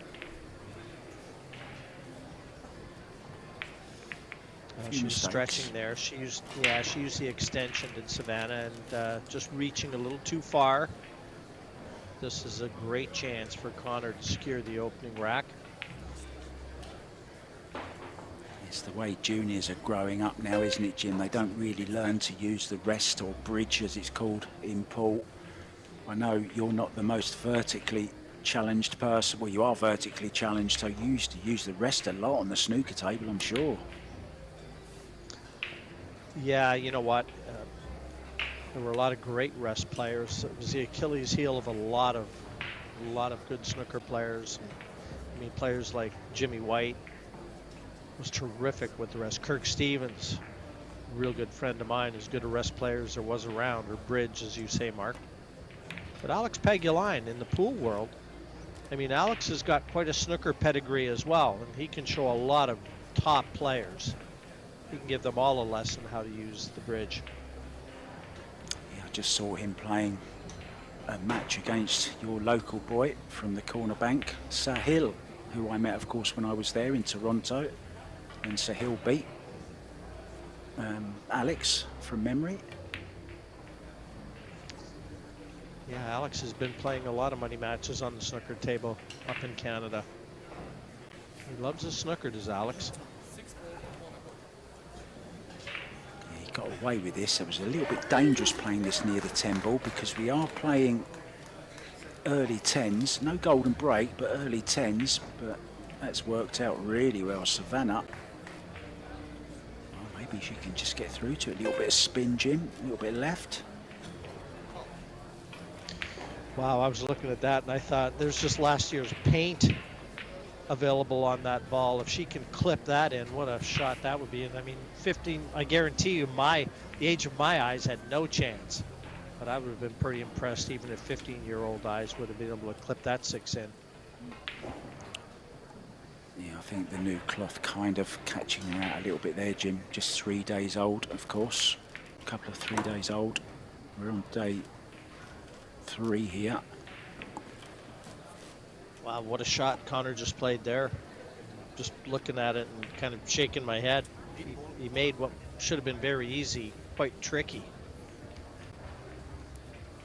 He's got a very dodgy 8 to try and regain the situation.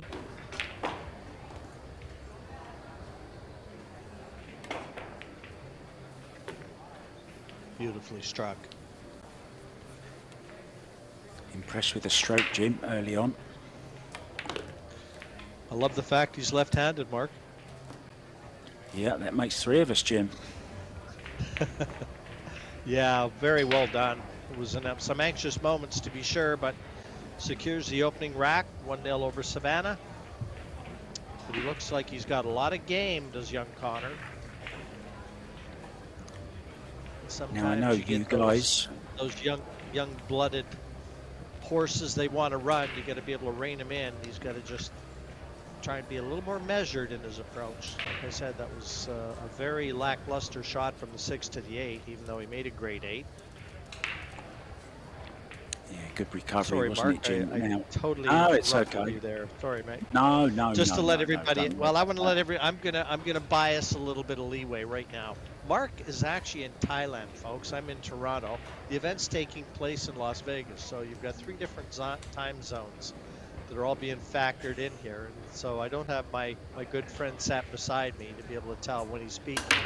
And there is a little bit of lag too, so just trying to give us a little bit of an excuse, my good friend. That's brought us a few mistakes, Jim, I'm sure.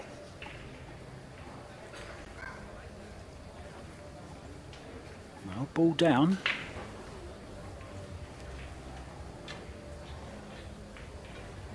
Didn't make the 1 Jim in the side, but the 2 followed in.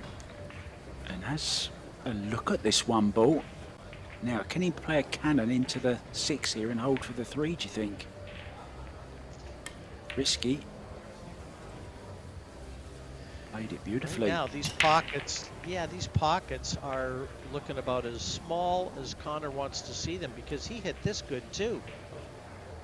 And only the speed that he's playing these shots is what's keeping them on the surface of the table, because that was well struck.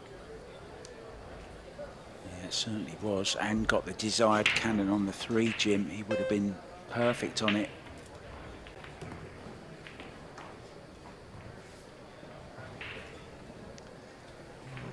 Not the best shot from Savannah there. She's queuing right over the 4. I think she can get through to this 3, but position to the 4 from here, that's a tall order.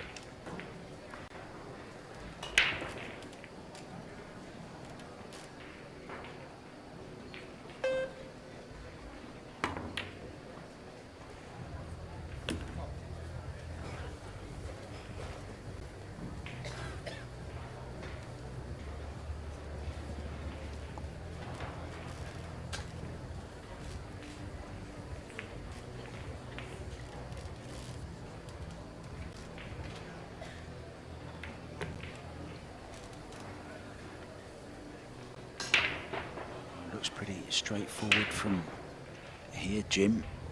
As straightforward as it possibly could look, let's say. Can't see any real problems, can you? Well, like I said, he's just so aggressive, and he's just got to be able to just rein in his emotion a little bit. Pretty easy to say, Mark, when you're 17. I was still playing with a paddle ball and a rubber ball when I was 17. But you're like that, aren't you, Jim? When you're that age, there's no fear. You don't really have any battle scars to speak of. It's you miss the odd ball here and there, and you just get over it and get on with the next one. You can't wait to get back to the table to shoot your next shot. It's only when you start suffering the losses. Yeah, exactly. And when you start suffering those losses, they start to hurt a little bit, and you realise you've just got to change your game slightly. Can't remember a player who hasn't gone through that.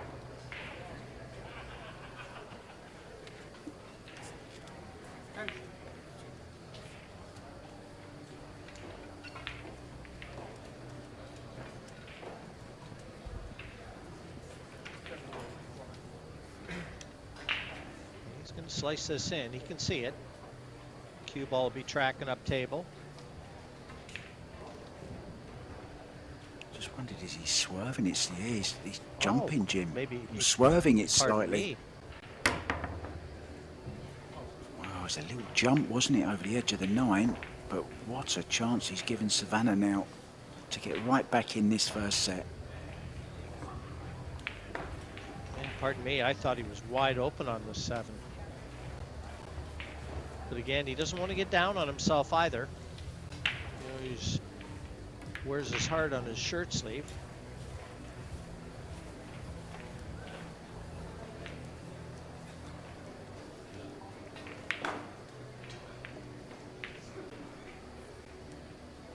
Playing with a kill wood shaft.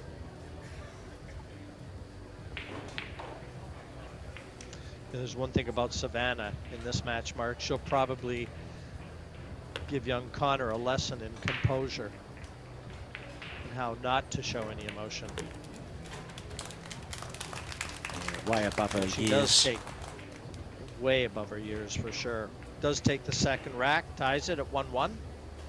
She'll break in rack number 3. But it's motoring along pretty well.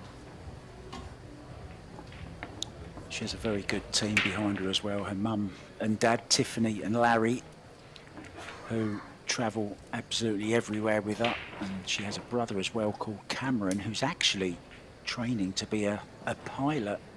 Smart move from the dad there, saving all those airfares, Jim.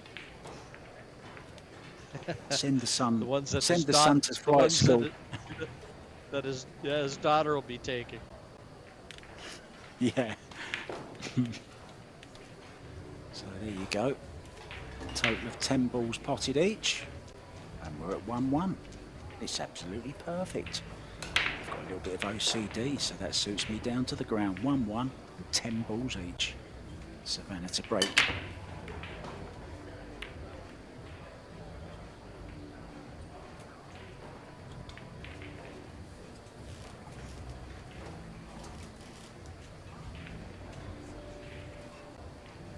Yeah, they call her the Roadrunner, Mark.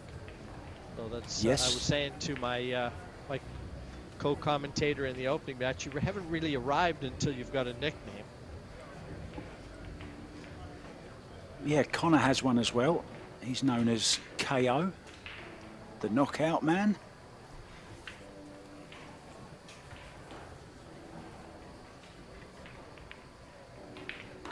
And talking of names, James, I know you're all having a little laugh at me in the production booth as we were doing our checks to come live. And I had to learn the name of the referee. Well, I thought I'd kind of go a little bit further. His name, Danilo Heberstreit. So I looked up the name Heberstreit, and it comes from the German words Heben, which means to begin or to start, and straight, which means dispute or a fight or an argument. Well, let's hope we don't have any Heberstreits apart from just the one referee for this match. He's ideally suited to be a referee in pool then.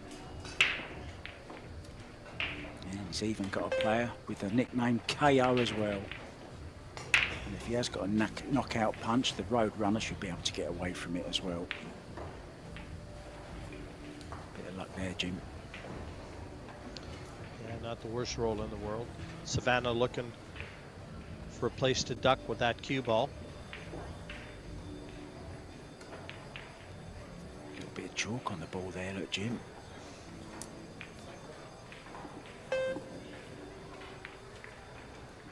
I don't think it's Savannah's. Oh.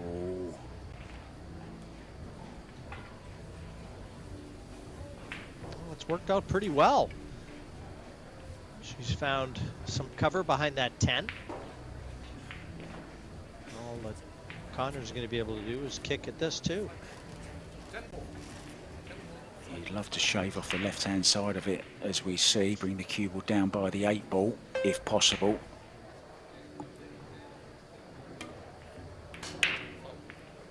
He caught the other side of it. Well, it's still a good result, though. Oh, no, it's not.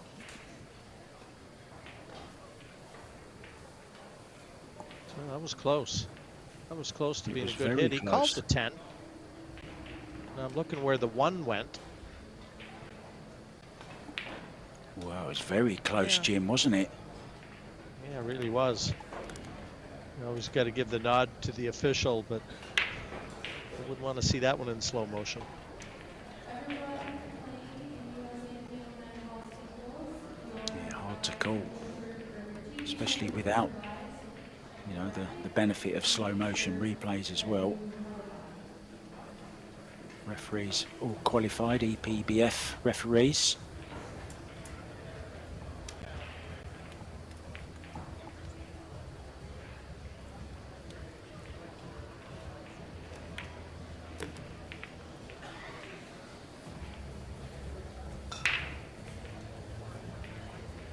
Again, what I like about Savannah is she gets on with her business. Just no unforced movement, which is almost always a sign of nerves. The balls are there. She gets down and just Tries to take him out. Yeah, of course, it's a great benefit for her, but it worries your opponents as well because she just always looks so calm and in control. Oh, that's unfortunate. Close to a very, very good shot.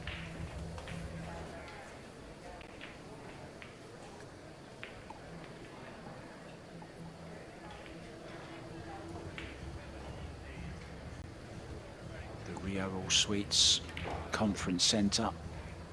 We've been there, Jim. It's a massive, well, it's actually in 3 rooms, 310 bar box tables for all the CSI leagues.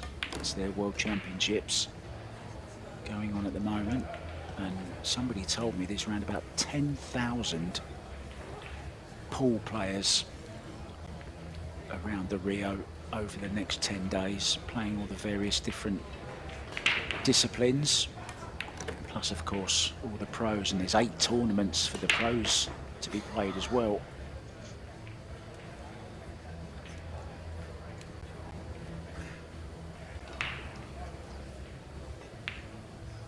Now, one thing about it that I certainly miss, Mark, is when you're staying at the Rio and doing these events on site, we get our steps in, don't we, where the rooms are compared to where the playing venue is. It's about a 15-minute walk. I ended up getting an Uber, Jim, a couple of times. Yeah. Well, Connor benefiting from that foul, and 2-1 his lead. Yeah, it'd be nice to have another look at that, though, Jim. Here it comes again. Now, was this a foul? It's going slow motion. Don't forget the referee gets only one look. Wow. Once more. And that was, yeah, again, where the 1 goes.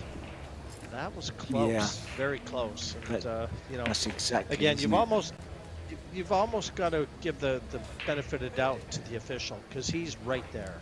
He's on top of it. I mean, he doesn't have the benefit of slowing it down, looking at it 3 times as we do.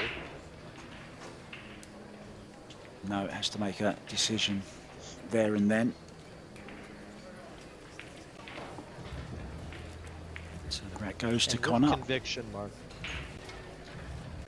Yeah, I think that's the way you've got to be, isn't it? As a referee, you make your decision, Jim, and the players have to abide by it, and that's it.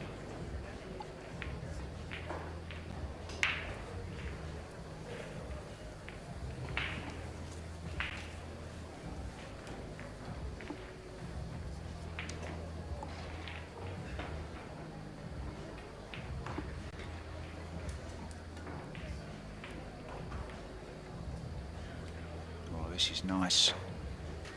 This is very nice.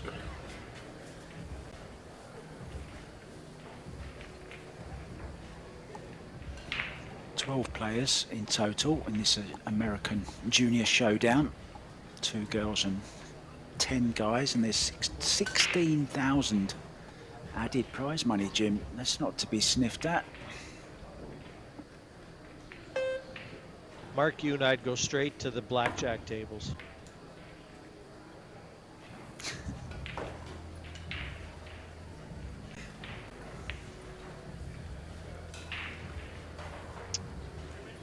With fake IDs after winning the juniors.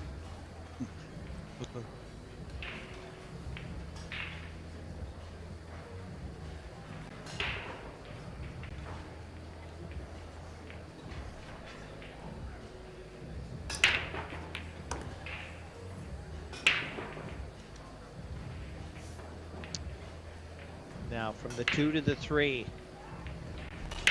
It's going to take a little bit of cue power.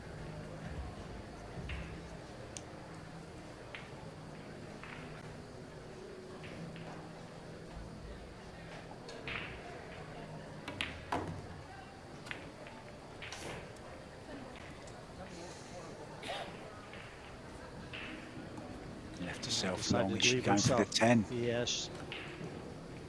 I think that's a pretty good option, Mark. From here, where she's sitting with the cue ball, the 3 would have gone by the 10. But I mean, from where the white is here, I think a better option to look at the 10. Try and run with the cue ball anyway. Yeah, Might even get some cover behind the 4-7, Jim. Oh, she's called it thick. And this is a chance. Cue ball going towards the 4, the little cluster there, which was, well, it's 3 balls now after the 6 was bumped. Needs a bit of luck here.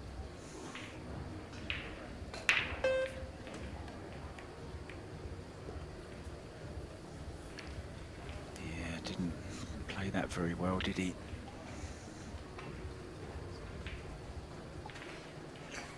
He's got himself in a lot of trouble. What do you think to the 2 rails, Jim? Into the kitchen, side rail, bottom rail.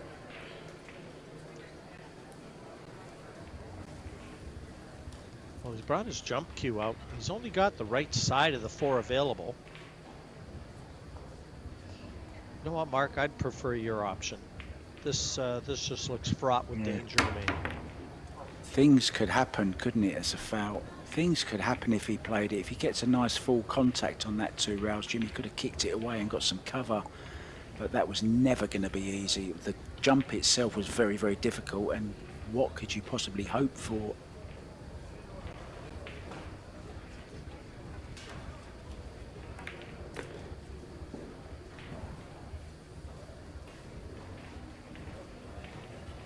Balls are ideally situated now for Savannah to get back to 2-2. You just don't get straight on the 7 ball from this 6. And that's Just what she's draw going to back come down and have a slightly, look yeah. at. Yeah, have a look at now, Mark, to guard against that. That would be the only thing that would be unwanted. Very mature, Jim, in everything she does. I'd like to have seen her leave a little bit more angle than that. So she's going to have to thump this in. Maybe force follow.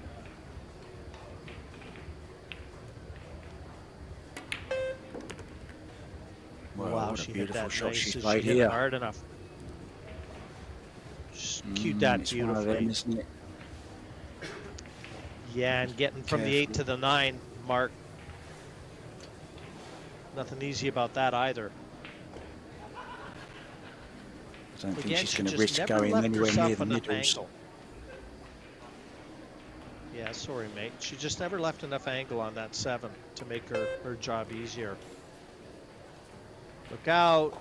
Look out, Savannah. Dear, oh dear. You know, we see it so often in this game of pool. You know, once one shot's a little wayward, all of a sudden it just tends to multiply. I think she got a little bit of unwanted spin on that because she did come round and look at that, Jim. She knew she was going to leave herself further away from the 9 than maybe she'd have wanted to.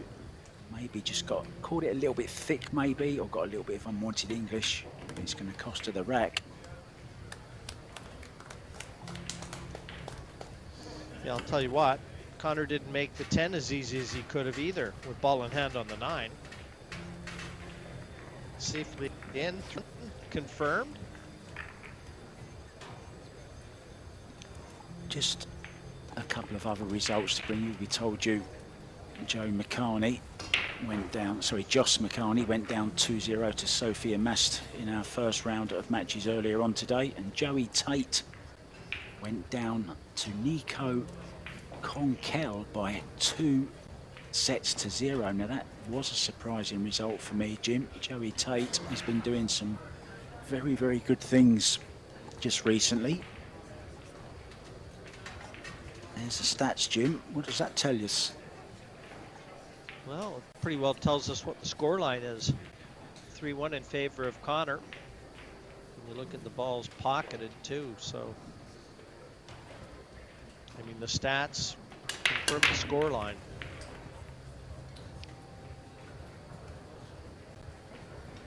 Ball going very close, so we could have an early 10 here. Look at the 2-10. Wow, how important is this 1 ball now, Jim? I think this is rack over very, very quickly. 10 ball getting kicked 3 times. 4 times if you count the 2 ball.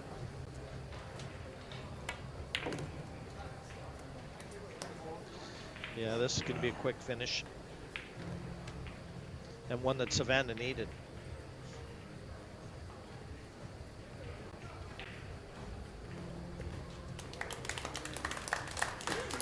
Very cheap Just like rack. that, 3-2. And Savannah breaking. That's how fast it can be in 10 ball, especially with these rules. I think with the WPA rules, there's no early 10s mark. No, there isn't. Not in the Worlds and the WPA sanctioned tournaments. This one isn't, this particular tournament.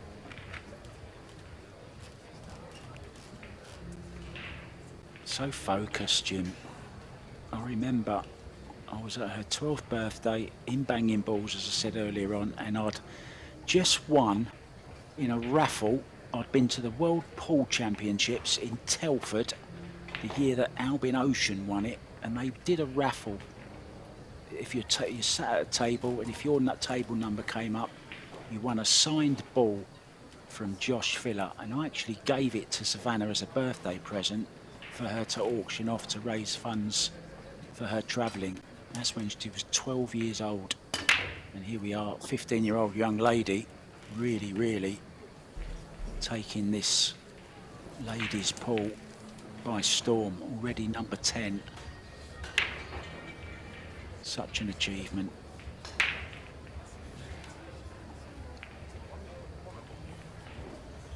Now she got a ball into the side. I think she called the Break. 10, didn't she? Did she call the 10? No, she didn't call the 10. One ball in the corner.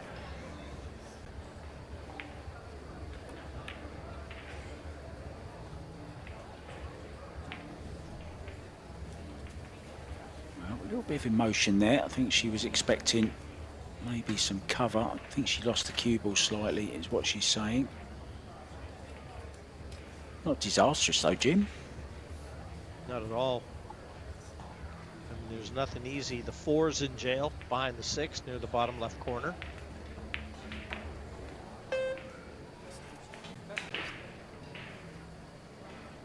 So that 4 really the key ball in this rack.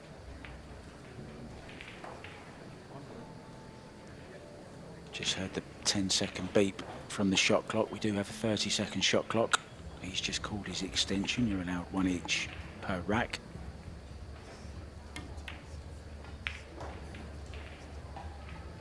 Aggressive again.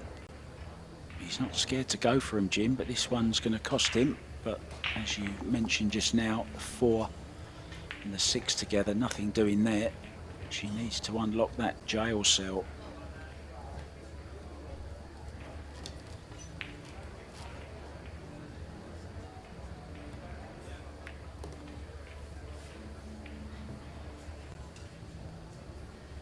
Well, not ideal.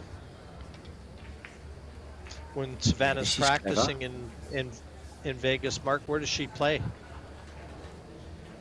Griff's, that's kind of her home room. She plays in a lot of tournaments there. I think she plays there once a week.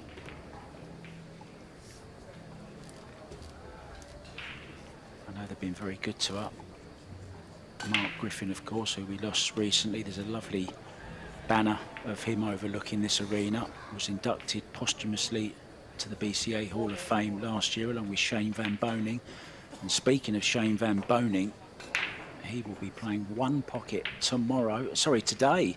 It's later today, isn't it? It's after this match on this table. Yes, it is. Shane Van Boning against Joshua Filler for 10,000. Winner takes all. Clever little shot there, Jim. Yeah, she tried to get behind the colors. 4 still the problem ball behind the 6. There's just no value in knocking this 3 in. There's a very good attacking safety there from Savannah. Shows that she knows the game. And once again, Connor not shy in having a go. Now, she does have an angle here, Jim. Swing it round 2 rails.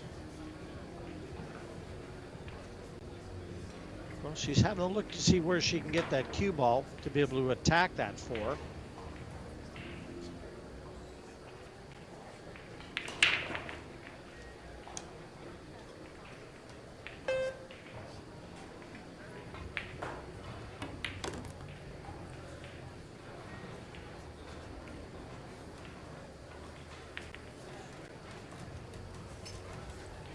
I wouldn't want to get him hot at me. He looks like he's broken up a few bar fights in his time.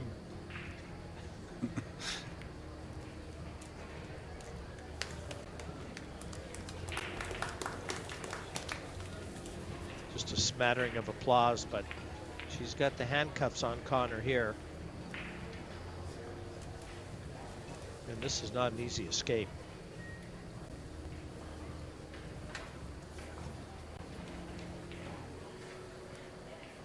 Has he got the 2 rail up?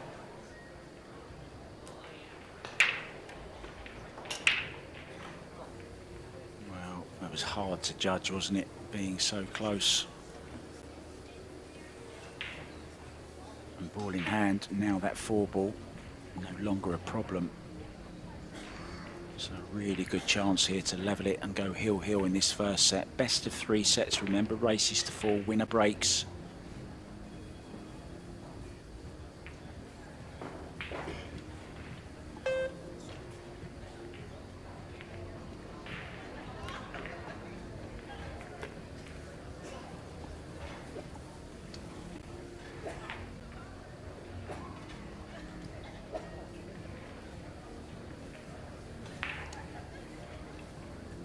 Just a quick look to see where she wants to leave the cue ball to give herself the angle on the 6 to go after the 7 next. So this might be across the bed of the table twice. Again, played with a lot of force.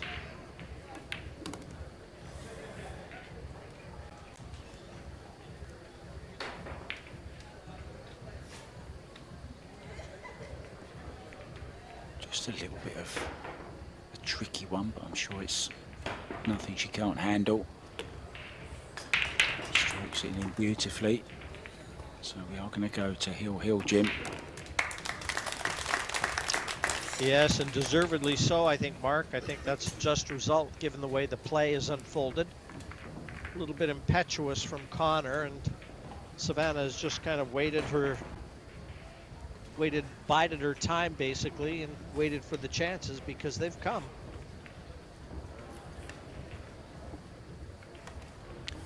I mentioned the 1 pocket action coming up between Shane and Philip on this table after this match at 4:30. There was one yesterday as well between Francisco Bustamante. Django was battling it out with Tony Johan, and it was the Filipino that overcame the master mover to win the $10,000. And Tony Johan is one of many players who are going to be in action later on today, but we're not sure which match we're going to be covering here on table 2 yet. It depends on some results. That's coming up on table 2. This table, as I said, will be 1 pocket action. That's coming up at 4:30. Back to this one. The 3 ball doing a little dance for us there, a little pirouette. A little bit more pressure now. Down to 1 rack to decide the first set.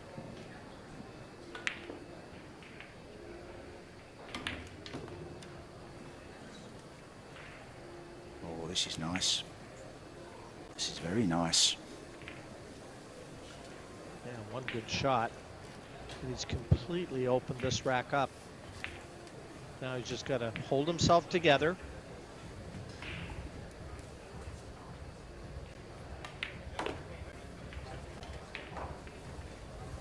No second chances in this either. It is single elimination. It's straight knockout in the junior showdown.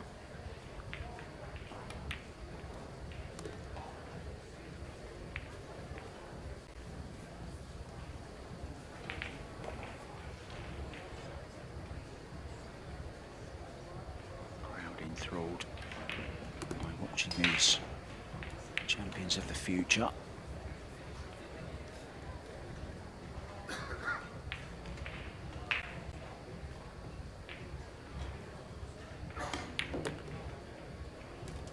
Saw the backhand there, Jim. Nice loose grip opening up on the backswing. He looks very fluid, Mark. No question about it. And this young man's going to become a good player. He just got that feel.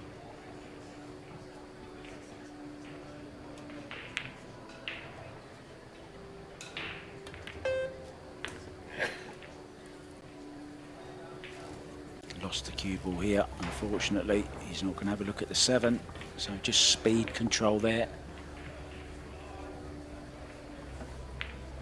He hasn't had much success, Jim, kicking. I don't think he can reach the jump. Well, he certainly knocks balls in. He just needs to learn the game a little bit. And being around all these top professionals, if I was his coach, I'd find him a real comfortable seat and let him watch all the top players and watch how they go about their business. Because he'll be like a sponge taking it all in. Yeah, one thing you learn from watching these top players is just how simply they play the game. Always leaving themselves the right side of the ball, so it takes them to the next one with ease without having to do too much with the cue ball. Let the cue ball flow where it wants to go. The Filipinos are very, very good at that, not making the cue ball work against itself. Centre table position. Having said that, he's had a result there, Jim, to finish the cue ball there and the 8 ball obstructing the 7. Needs to kick this underneath it. Yeah, he got a massive result, Mark. I mean, even Savannah came and she looked at it and kind of shook her head. You don't see much emotion from her. But that was a huge roll that Connor McFadden just got that could well secure the opening set. Yeah, there's little rolls like that that can have an effect on you. She was very disappointed. She walked back to the chair. It's a cruel game sometimes, but you just have to put it out of your mind. It's just unfortunate that it's happened right at the end of this rack at heel, and it looks very much like it is going to cost her this first set. So she's going to have to come back, brush herself off, deep breathe, forget about it, and get ready for the second set. Maybe even go out of the arena, Jim, just for a second after that one. What do you think? I think that would be a great call, Mark. Just go out and hit the reset button, compose yourself. Well, she's happy to just sit there.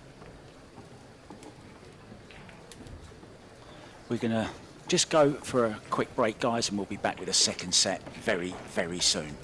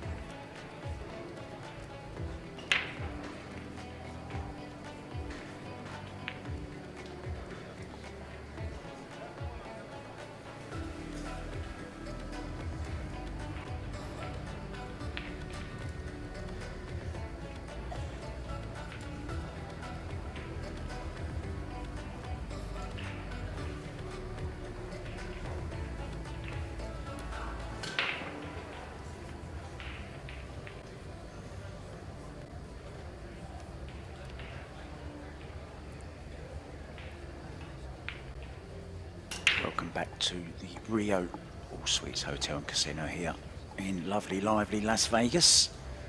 First set advantage to this young man, about to break off first in the second set, Connor McFadden.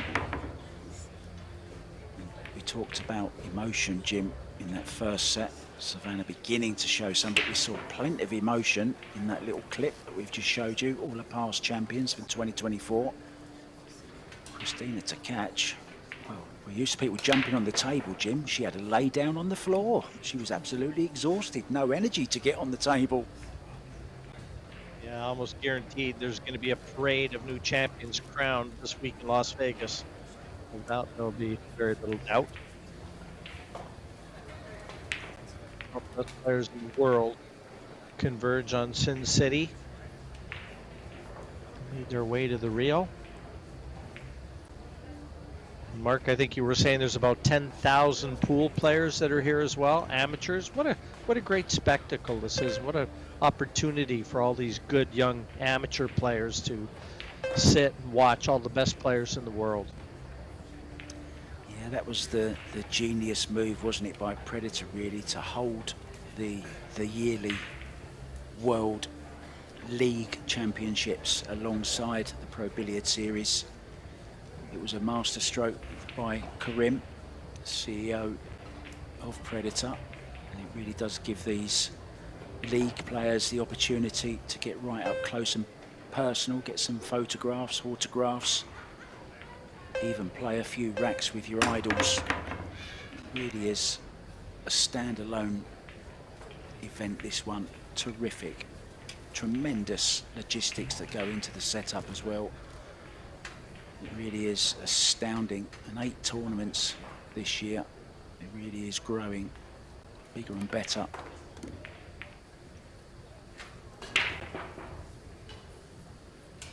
Difficult shot coming up after the 4. Yeah, the 5 looks to be a real tricky ball too, doesn't it? 2, the 3, and the 4. In the open. Now we'll see what his game plan is to attack that 4. What do you think about stopping the cue ball here, Jim, playing the 4 onto the 8, play the 8 off of the 7 in the corner? Well, he's got other ideas. Oh, he's got an angle on this, Jim. This looks pretty good. Yeah, this looks real promising. Again, now he needs to decide in his mind what he wants to do with the 5. There's a possible Karamon.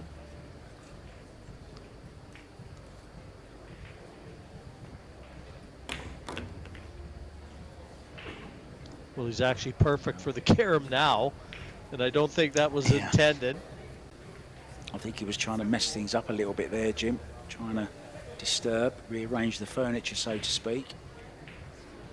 Yeah, 5 to the 7. Just negotiate where the 5, well, not a very good shot for the 5. He had to be mindful of what he was doing with the 5. He just focused solely on the 7. Again, it's only 17 years of age, so he'll figure it out.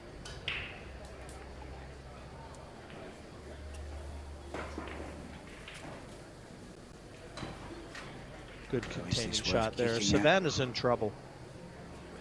Well, Savannah's, nah, she just looked at it, Mark. Yeah. Yep, she just looked at what you said. And she's called the 8 into the corner pocket. It's probably as much value in that as anything, I think.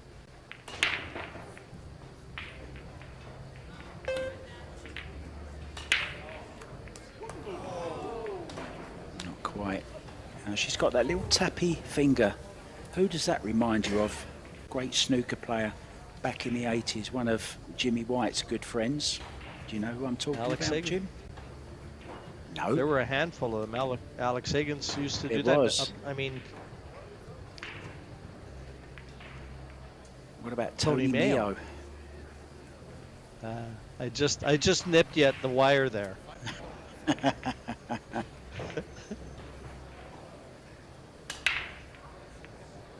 Golden era of snooker, the 80s really was. Such great players And of course, Canada had some great players back then as well. Kirk Stevens, Cliff Thorburn, the first man ever to make a maximum in the World Championships. Yeah, that spread. Did you see that, Jim? Spread off that rail. Yeah, the new cloth. Yeah, Mark, we always have a lot of fun talking about walking down memory lane with snooker, don't we? Yeah, it was my childhood. That's what I grew up with. That was my thing back then.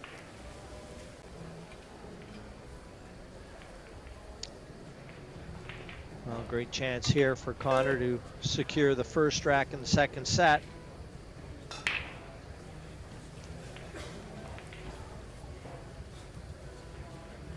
Again, he's benefiting from sorry, Mark, he's benefiting from some unforced errors really from Savannah. Now, that was a pretty simple kick that she missed to give him ball in hand. Yeah, and even though this is the first rack, Jim, of the second set, it's an important one, isn't it? Because she lost that deciding rack in the first set, and that set is huge. But how about that miss? What a miss. Oh. I didn't even know he'd missed it. I'm looking at the 9 ball thinking he's in on the 9 here. Oh, that's not ideal either.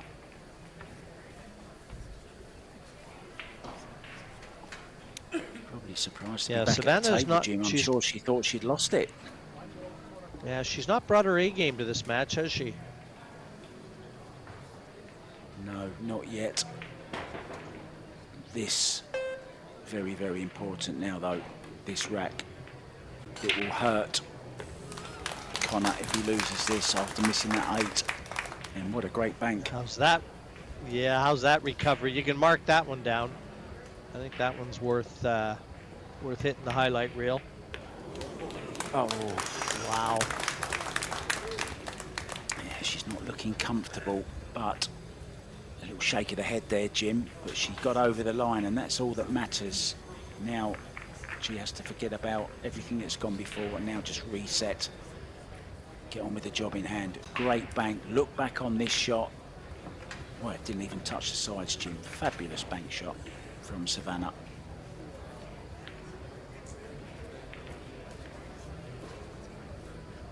Yeah, but Connor's got to forget about that simple 8 that he missed. He had the rack at his mercy.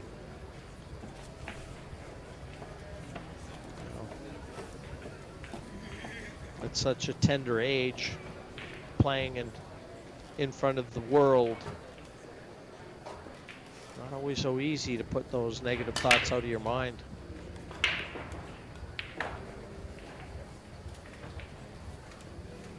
Ball down.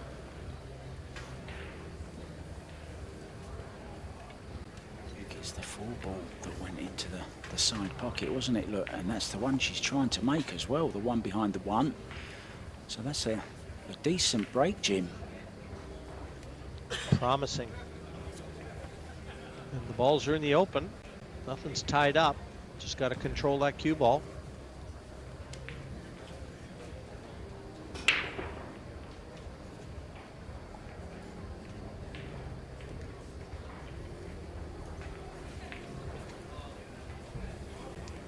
And now she's lined up a 3-10 combination. So can she get that cue ball and attacking this 2 over to the top side of the table as we look for a 3-10 combo? Yeah, big pocket with a 9 ball there as well. I think she plays this into the corner pocket, stun off the side rail. And as you just said, a 3-10 waiting. It'll be the second early 10 she's had. That one over the side in the earlier set. Nicely done. Yeah, just a quick look to set herself. This is going to be 2-0. 2-0 fast. And just to remind you, if it goes to a 3rd and deciding set and we get to 3-3, I believe we're faced with the shootout, Mark. Yeah, such an important rack, and that's going to hurt Connor because he should have been 1-0 up in this first set.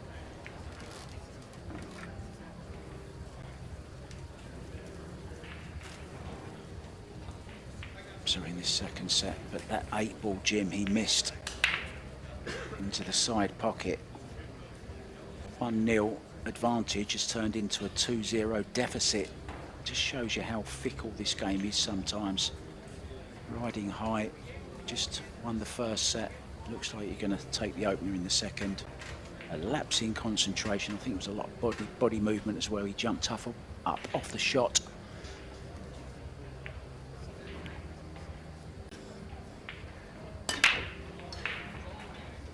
Yeah, attacking from the center of the table this time. Oh, that's unlucky. Unlucky.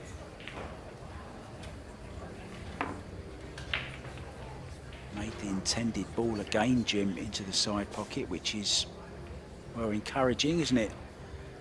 She did lose the cue, but it was kind of on its way, but the blue 2 said, get in there. I think she's having a little word with the 2 ball there, calling it a little rotter.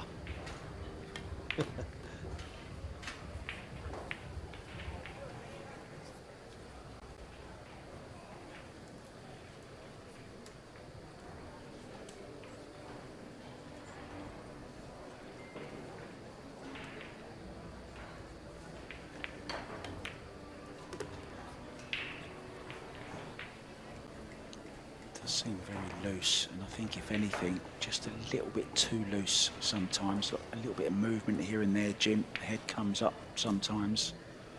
Very loose grip on the cue. I like the way he flows though. Lucky little kiss there.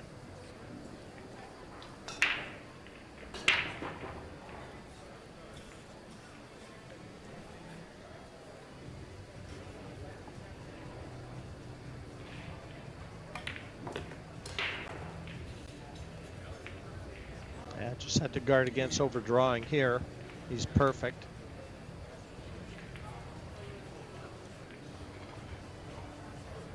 Has to finish the job though.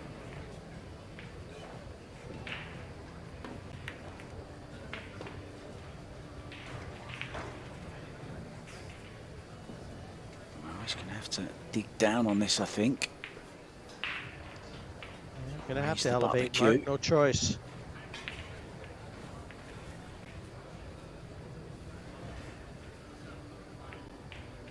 I thought he had to, he looked at going forwards, but I don't think he's got enough angle. Oh, that's just too hard.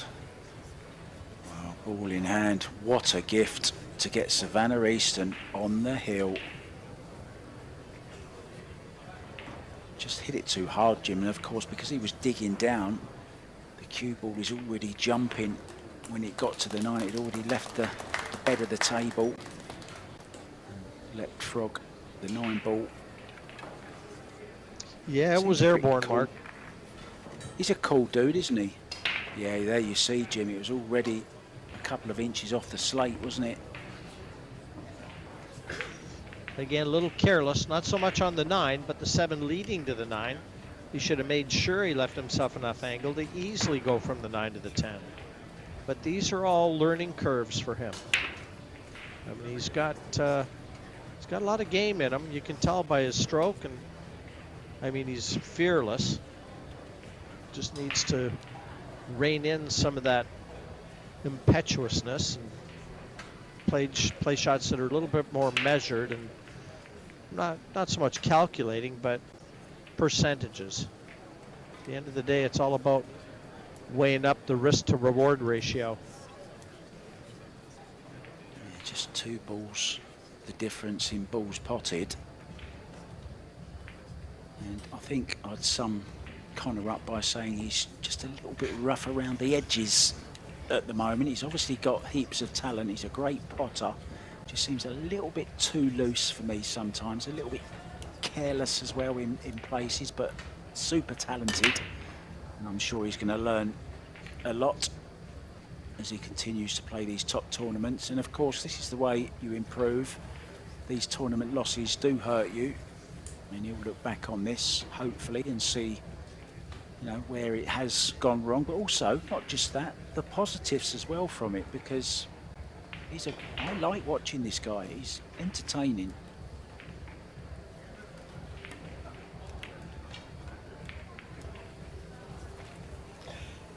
Again, very, very attacking. I thought he was going to play the safety off that thin safety.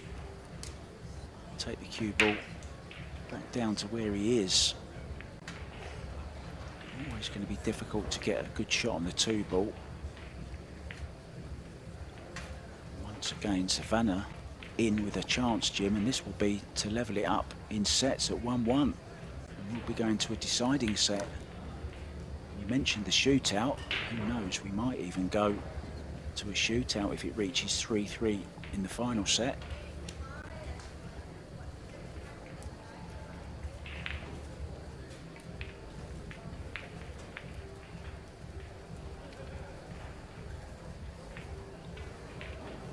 The gold Predator bridgehead.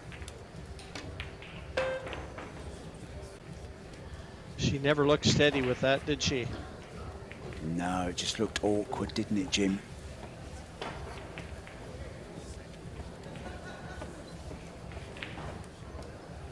Kind think of she thrust her miscued, cue didn't she? at the white.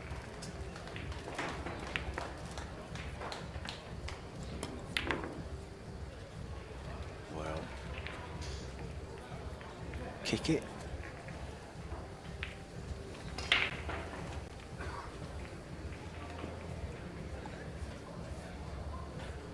Another impetuous shot from Connor. Nicknamed KO. He has to be careful here because he needs to get a grip on this. He's been nowhere this second set. And he's in danger of being knocked out himself. Because Savannah is beginning to find a bit of rhythm. Connor suffering.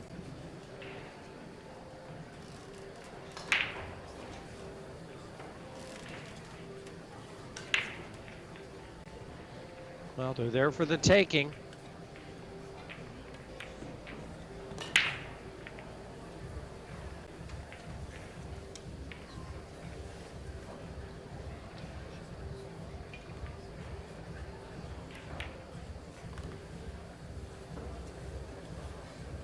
Made sure she left herself a decent angle. Long way for the cue ball to travel here.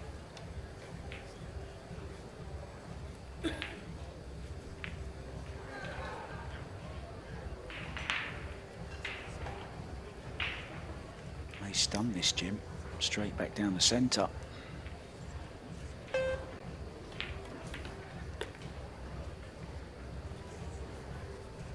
Lost the cue ball slightly.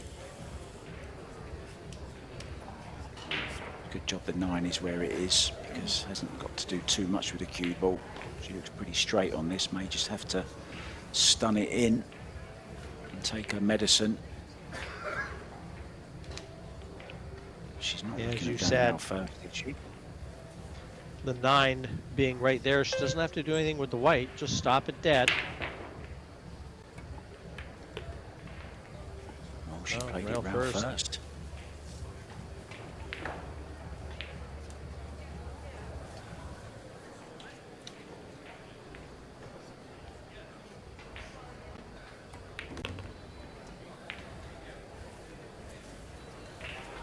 A bit short. She could have made her life a little easier here for sure. But for the second set, Watch the middle.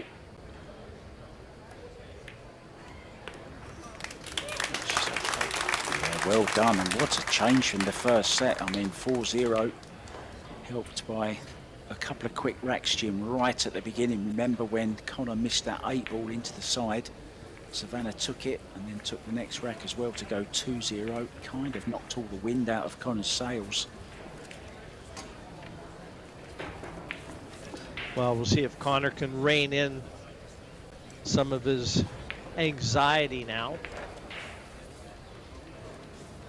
He just seems a bit anxious at the table, really, for me. Let's bring you a latest score from the other match in progress at the moment, Adrian Prasad. I commentated on him in the main event actually earlier on yesterday, and he's taken the first set against D'Angelo Spain. What a great name that is, D'Angelo Spain. And he's 2-1 up in the second set, Adrian Prasad, so going well. Going from the centre again, making that ball just behind the head ball, Jim, which is the target. Another good break. She's found a break. And look at the position from the 1, the 2's in the open, 3 right beside it. Promising start. Yeah, 4 ball goes in the side as well.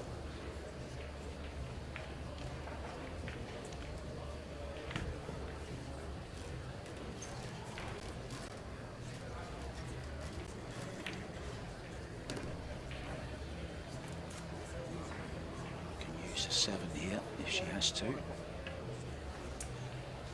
Just a bumperoonie, as Tony Robles would say.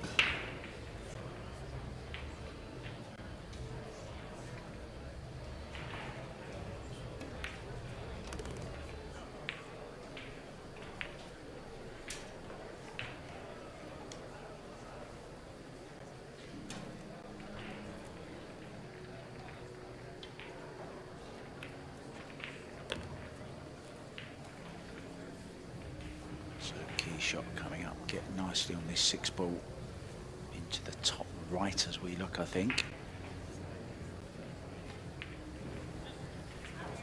He's stunning back to the centre here, Jim. Just be careful of the 8 ball if you're coming back that far.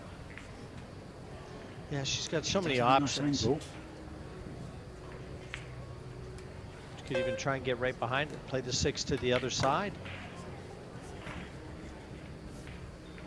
Good call. That's exactly how she's played it. This is okay. Just has to be careful here of that 10 ball. It's very big. Bouncing off this back rail. Doesn't want to go too hard. There's the nice loose grip, the little pinky just hanging. Oh, she's caught the 9 ball and she's caught the 10 ball. Yeah, you can't call that bad luck, really. She didn't mean to catch the 9. Now, from a promising position, Jim, she's got to now kick this safe somehow. Try and kick and stick behind the 10 ball, send the 7 away. Yeah, that'd be the order of the day for sure, Mark. Not risking the bridge this time, Jim, putting the extension on the back of the cue.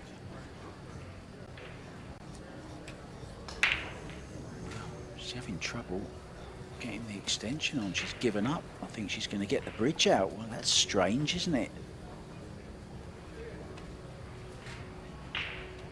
Actually had that the other day in my local pool room. Somebody couldn't get their extension on the back of the cue because the rubber bumper was too big, Jim. The extension, you really had to force it on, and maybe that is something similar that happened there. Don't worry about it now, Savannah. Played a pretty good shot, Jim, to be honest. Yeah, she stuck it. Nothing easy for Connor here, but you know he's going to go. It's a free shot, isn't it, really?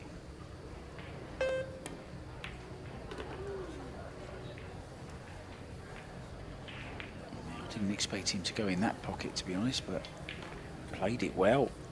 A chance to steal this opening rack in the deciding 3rd set.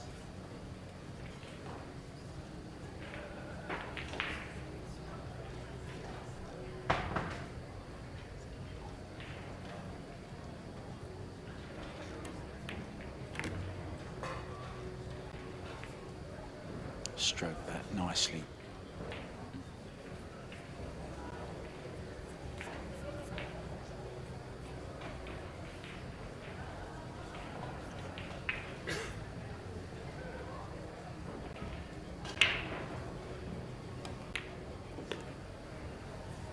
That was the money ball right there.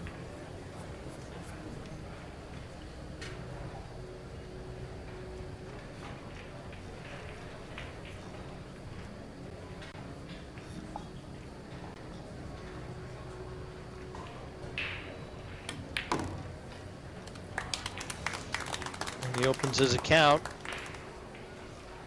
Certainly it looked like that rack was going to be going to Savannah.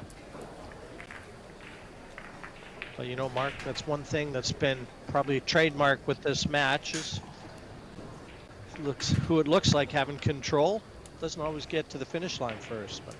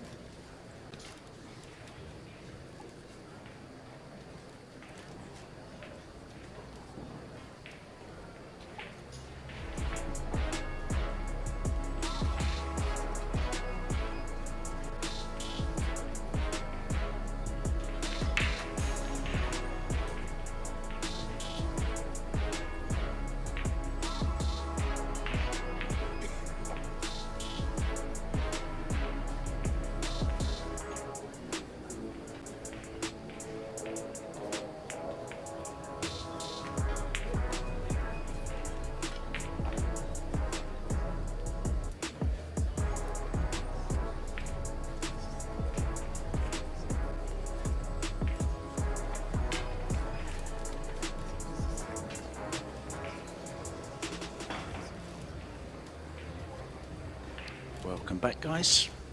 Took a quick break there. Give the guys a little bit of a rest. And just to bring you up to date with what's going on here, we have the Women's Las Vegas Open, the Men's Las Vegas Open. Mixed doubles is coming up as well from the 25th of February. That's always a fun tournament, Jim, the mixed doubles. Then we've got the Women's Challenge of Champions. Now, really looking forward to this. The World 9-ball champion, Christina Tkach, is going to be up against Filipino Rublin Armit, who you may remember won the World 10-ball. So they're going to be playing 9-ball and 10-ball. And then if it's 1-1 after those two disciplines, they'll play a deciding set of 8-ball. So looking forward to that. We've also got bank pool. We've got the bank pool showdown. Billy Thorpe, Skylar Woodward, some great talent in that one. We've got another one pocket face-off for you, of course. Shane Van Boning and Josh Filler, that's coming up tomorrow. And we also have the Parasport face-off as well. So we're looking forward to lots and lots of great tournaments here in Las Vegas this week. Savannah on the 2-ball.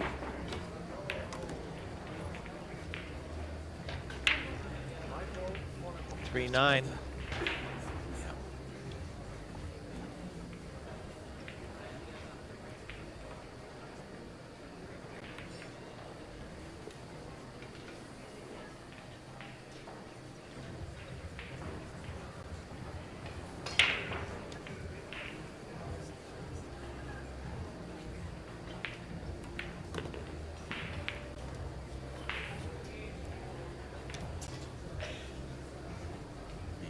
This 4-ball for the 5 into the side. All looking pretty straightforward here, Jim. 8 to the 10 is obviously going to be the key shot.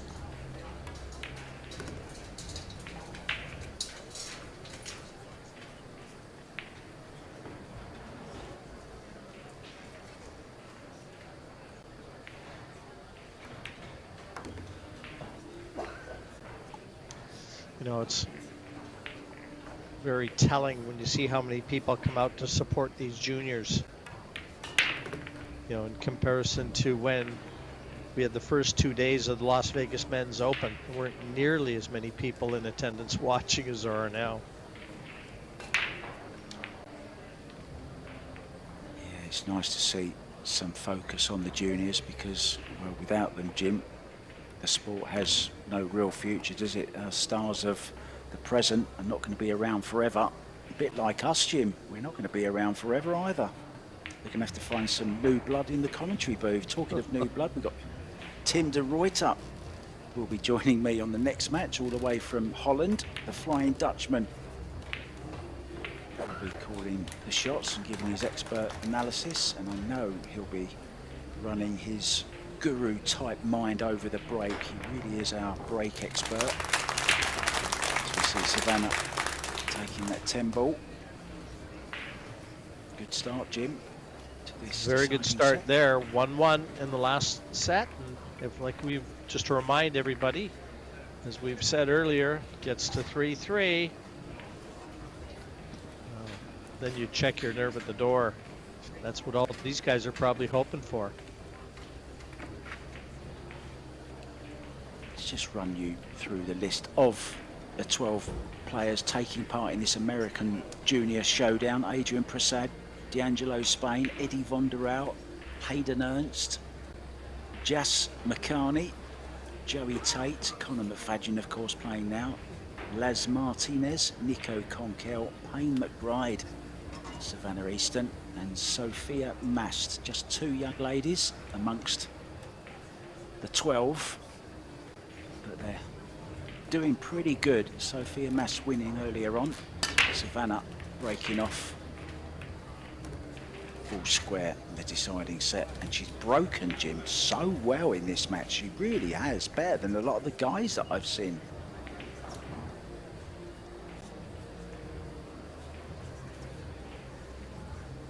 Yeah, starting to get a measure of the break too. And I mean, don't know if this one will squeeze. That's what she's looking at right now. Squeeze past that 10 down to the corner pocket.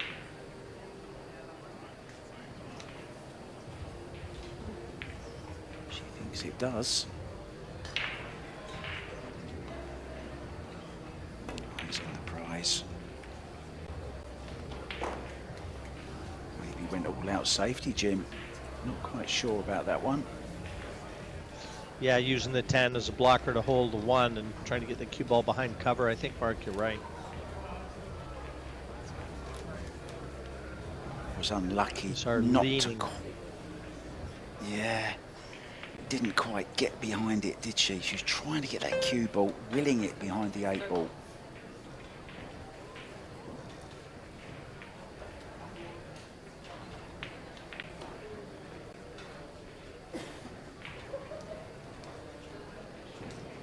He's jumping, he hasn't got the desired angle. There you see.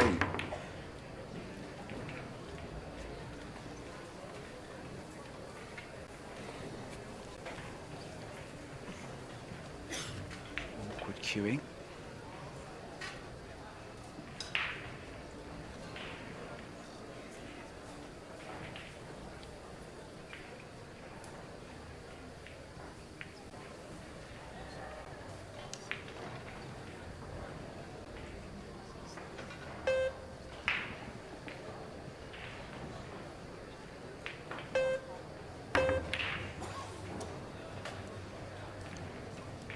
Digging down, bridging awkwardly, cue ball jumping slightly. You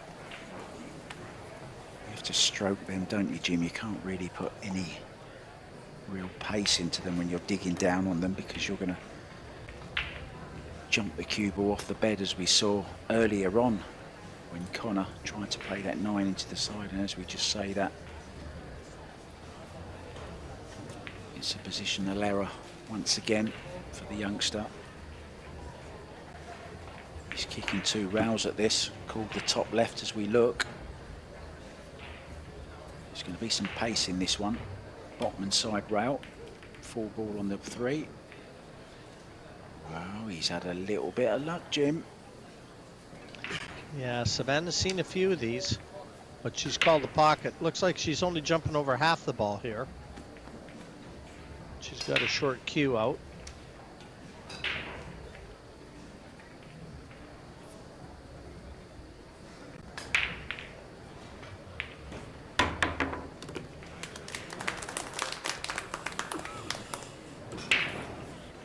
She won't be jumping this one, that's for sure.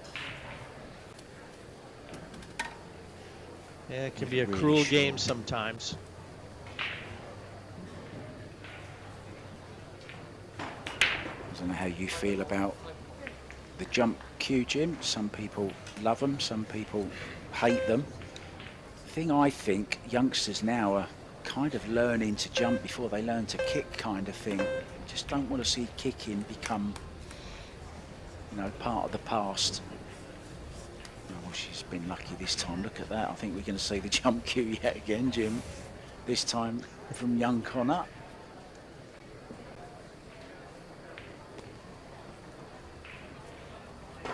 Doesn't want that bit.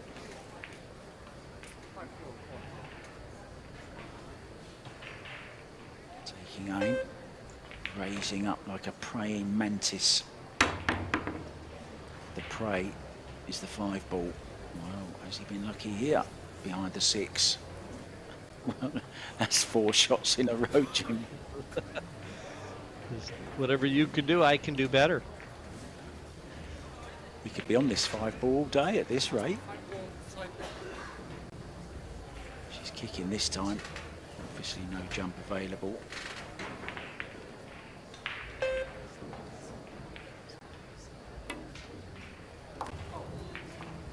didn't get enough left-hand spin.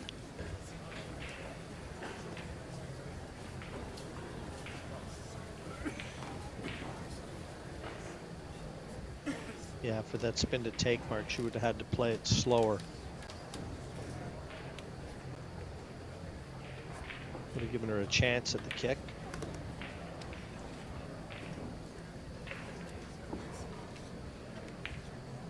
Yeah, an advantage in this deciding set, so important. Remember, if we do go to 3-3, there will be one of those dreaded shootouts for the players, but well, we as the audience absolutely love them.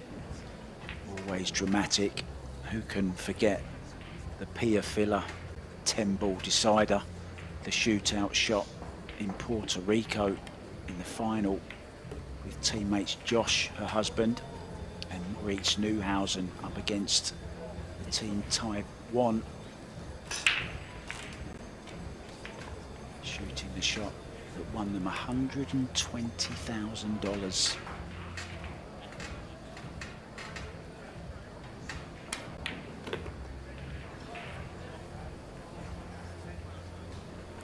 That's a good pot.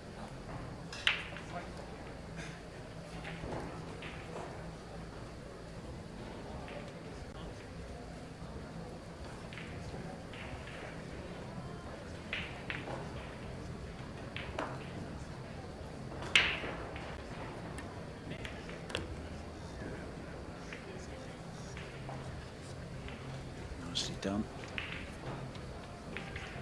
This is going to get him 2-1 in front.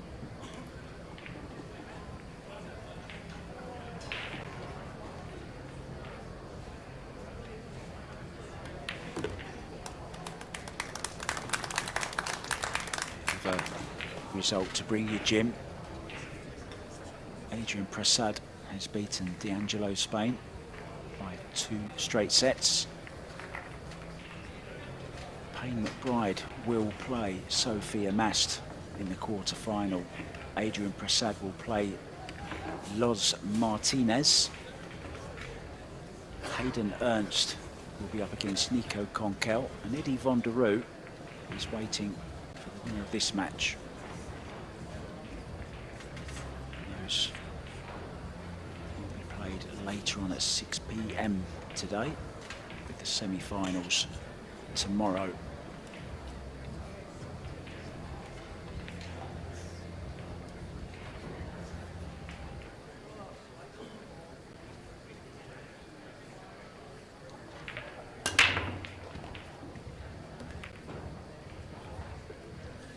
Five ball down. Yeah. 3 ball down. Yeah. Let's put the 1 over the corner pocket, and I don't think he can get through to it. And this is going to make the push out a little trickier. He might have to jump at this, Jim. I think he's got to jump this. Where's your push to? No, I think you're right.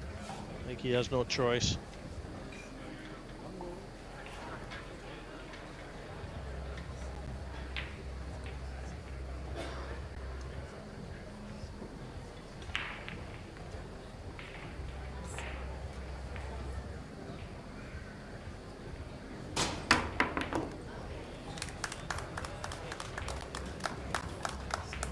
That's nice.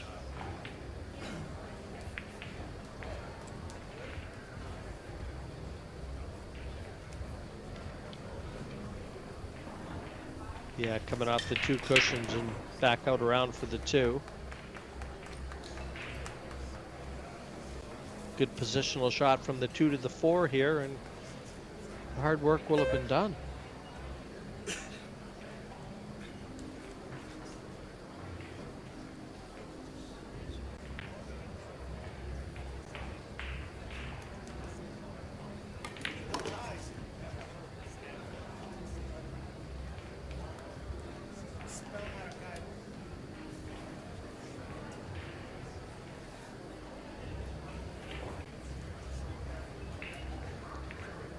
Looks like he can cut this into that side pocket. It's a very thin hit, but thin enough where the cue ball should not be hitting the 8.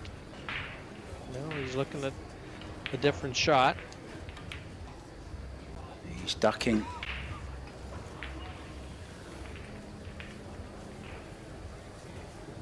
I'm wondering, Jim, does he now sense blood? Because earlier on, I'm pretty sure he would have gone for that, but now he's got a 2-1 lead in this deciding set. Maybe, as you've been asking him to do, you know, just rein it in a little bit. I think that's exactly what he did there.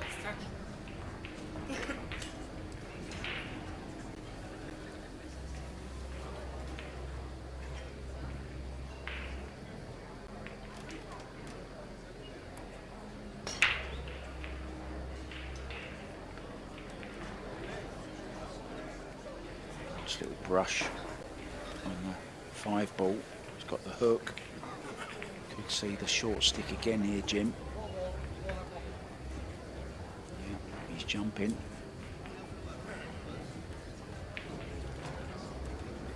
We mentioned horses earlier on, Jim. Well, this is the jump season for sure.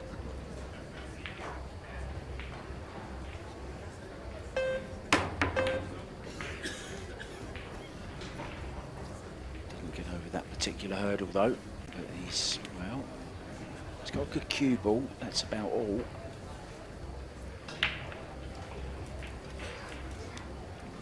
Yeah, he'll take that though. He'll definitely take this result. Very close to the scratch in the corner.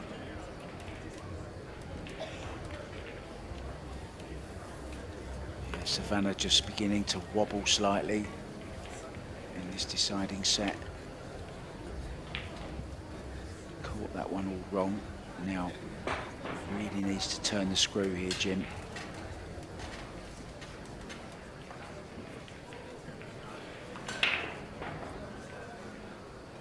Savannah should not be seeing any of this 4 ball after this shot.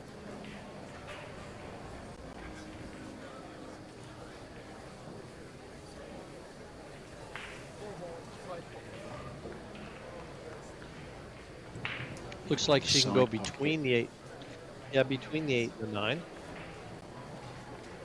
Or Oh, she can. can she see enough to make it?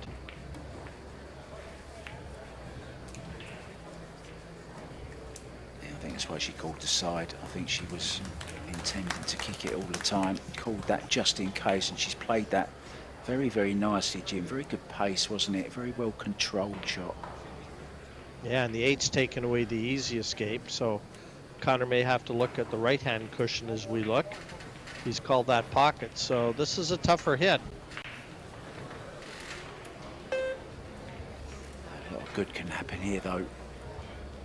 He could make this.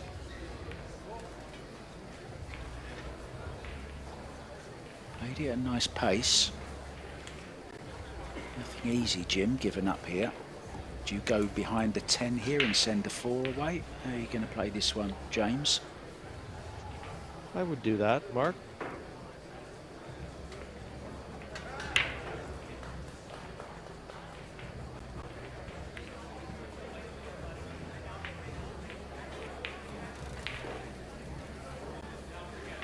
She's got him.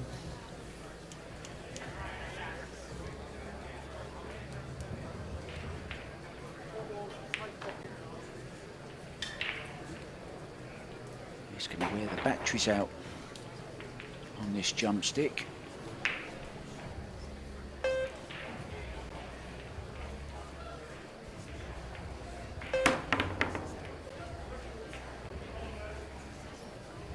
Well, Savannah's bought herself the chance now. Golden opportunity here. This has got Shootout written all over it, Jim, hasn't it? It really does, doesn't it?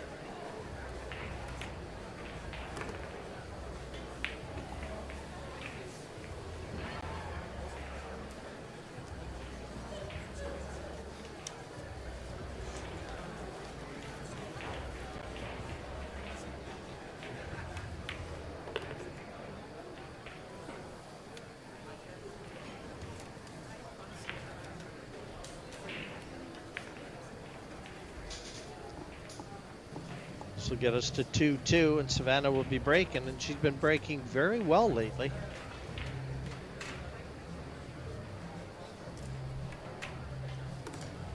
So I'm all gonna those take you Savannah back to- Easton fans in attendance, Mark, they've just inched a little closer to the edge of their seats. Yeah, it certainly is nail biting stuff if you're a fan of either of these players. I was just going to ask you, Jim, take you back to the 80s once again. You see Savannah level it up at 2-2. Look at Savannah's cue, and now I'm thinking of an uncle and a nephew who used to play on the snooker circuit back in the 90s, I think it was, maybe late 80s. Who am I thinking of? Used to play with only a uncle cue and exactly nephew I the know. same as that. Silvino and Peter Francisco from South Africa. If there was another Yeah, you uncle said and nephew, I don't know them. I will if you tell me. No, that's exactly right. I gave you a bit too good of a clue there, didn't I? But the cue reminded me of Silvino. Yeah, he had I think it was pearwood, the type of cue that he Was used. it? I believe it was pearwood, yeah. Some stats for you to look at. Look at the break success. Savannah, 50%, Jim. She really has broken so much better, hasn't she? So yeah, of late, for sure. And I mean, now we're getting into the business end of this match. They're going hand in hand to the finish line. Now these breaks are under the magnifying glass.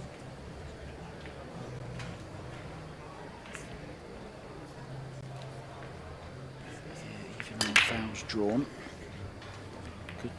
Good square hit again on that head ball, Jim. And once again, she makes one of the balls in the side pocket.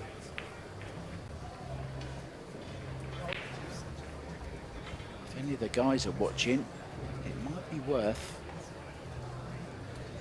getting this break logged in your minds because it's working very, very well. She's not breaking too hard, but look at the nice square hit, Jim. Enough power. Unfortunately, no look at the one, so she's going to have to push to a jump here, I think, Jim, is the plan, and hope that she gets it back. Or hope her opponent goes for it and misses it.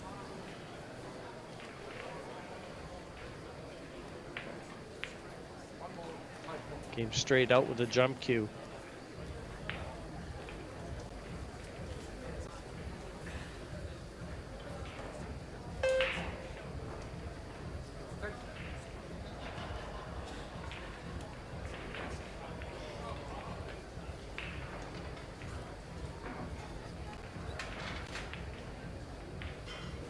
Right down the barrel of the gun here. Leapfrog the 8.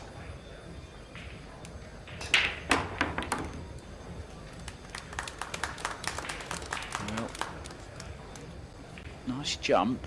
Didn't really control the cue ball too well. It wasn't easy, was it? There's a slight angle on it.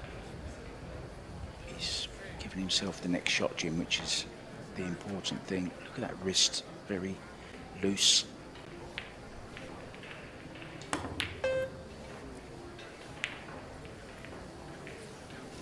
Needs a bit of luck. I don't think he's going to get it this time. No, not this time.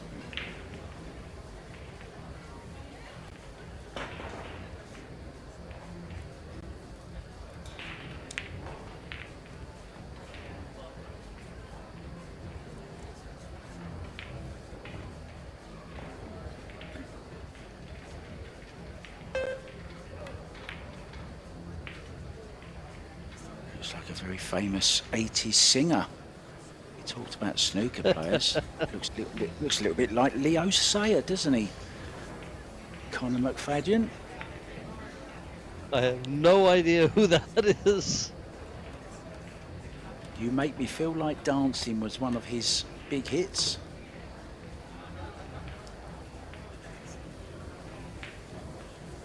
So who's going to get to the hill first and be assured of a shootout?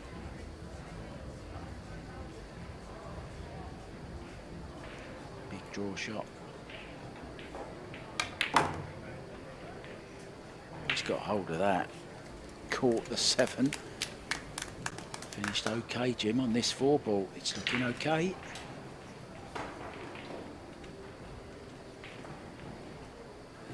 That one had some giddy up in it, didn't it? It was fizzing and whizzing all over the table. Beautiful shot.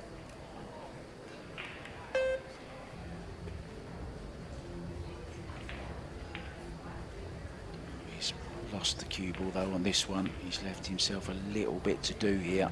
This is horrible, isn't it? Tight under the rail. He's got to cut this into the top right as we look.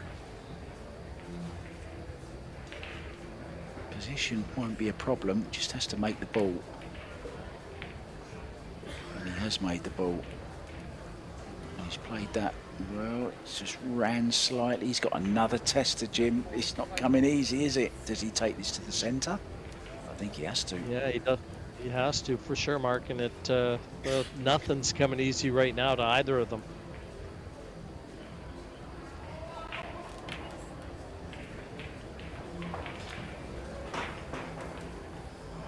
Another little bit of a lucky break there.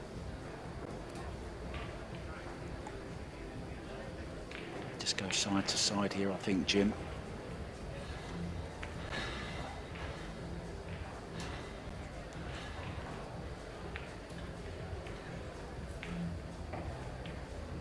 Oh, she got a intended rail. catching that. Yeah, she intended getting that going down. She was looking for a thin hit, just to feather it behind the 8 and bring the cue ball up the middle of the table, and missed the 7 going down. Good job the rail was there, Jim. Very, very wide stance.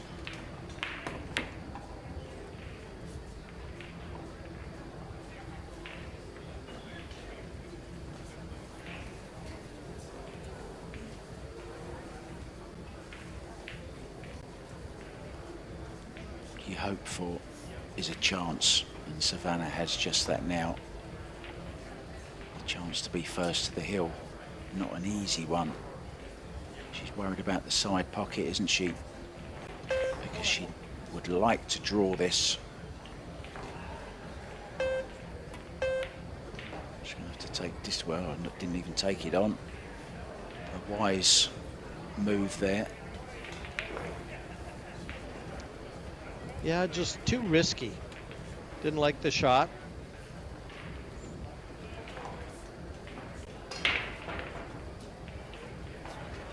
Yeah, even though she's the younger of the two, I think she's showing a lot more composure, Jim, and patience than Connor.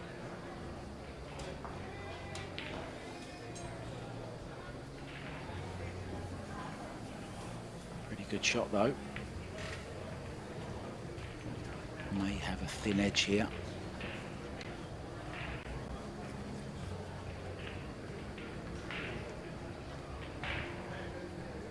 Cue ball going towards that 10.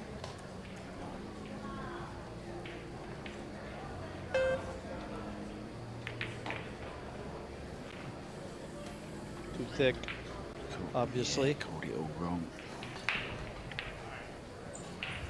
Never easy, are they, Jim, when you're coming across the face of a ball like that? It's very awkward. It's always one of the hardest shots in snooker, I thought, full length of the table, trying to nick a ball very, very thin.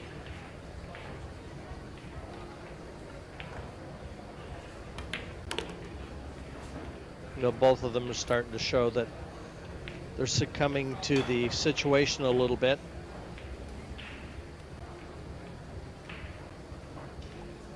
You know, It's not positional about mistakes survival. from Connor.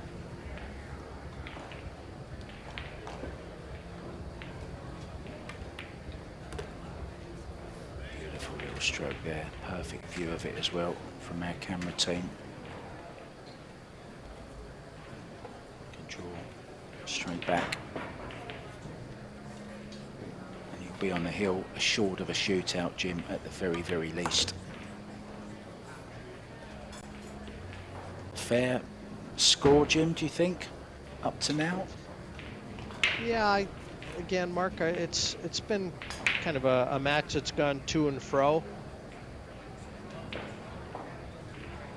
You know, for me, I still can't pick a winner in this one.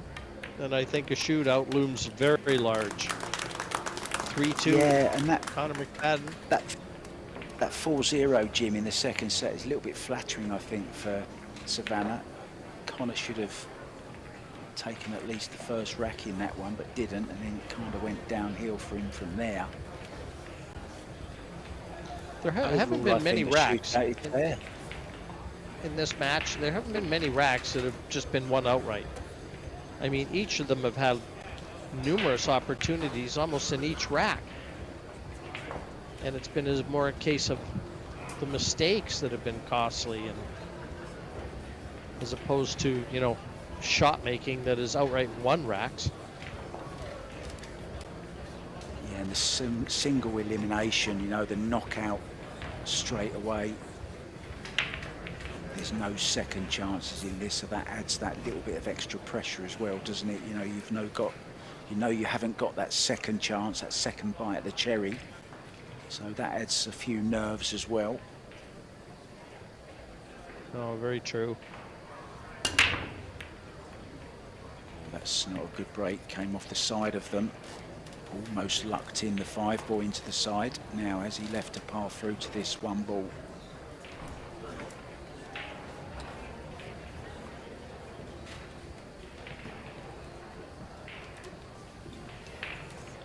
Not sure what. Oh, was just acknowledging there. It's okay. Called the push.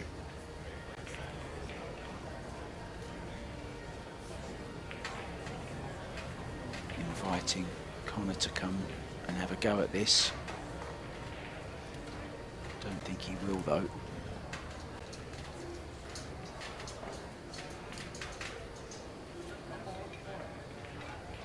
Oh, he is. He's attacking Jim. He's not shy, is he? Well, he's going to go down. He's going to go down with guns blazing.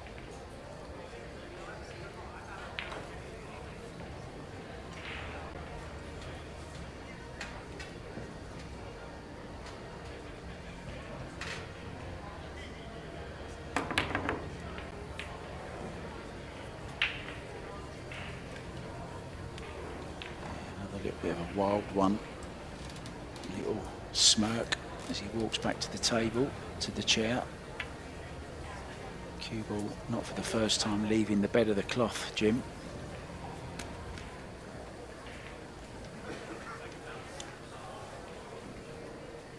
Jumping again. Oh, this is huge now. Everything in the open. Oh, she doesn't want to scratch.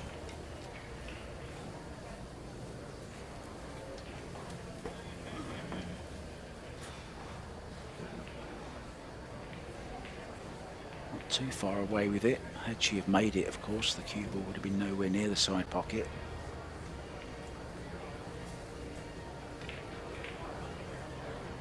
Now just weighing up exactly how to get from the 1 to the 2, and the way he's playing this, looks like he's going to leave the 2-8 combination. He's not right in behind this. This is very missable. Quite some distance between the balls as well.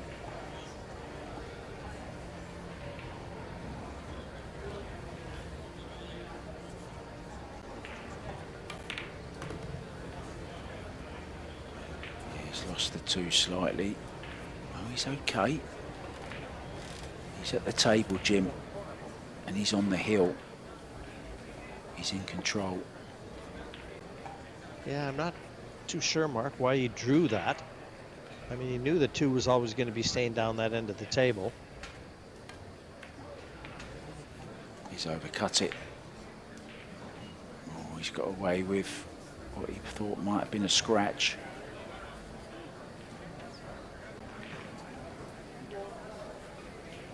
If you are going to miss them, you want to miss them thin. she just kick this, Jim? Any future in kick and stick it, send the 2 ball around a couple of rails. She Somewhere might near be the able to see this 9-7. ball. You think so? Yeah, she did. Got to be the combo here.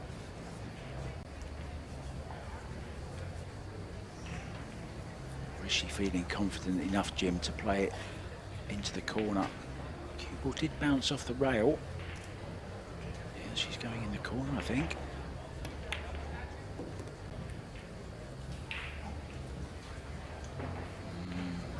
Awkward again.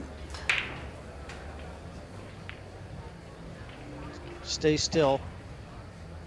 Just deliver that cue right through the white. Yeah, cue ball's tracking towards that side, but she's played it at such a great pace. That was a really brave shot, well executed. That could have gone so wrong. Was selling out the match if she missed that.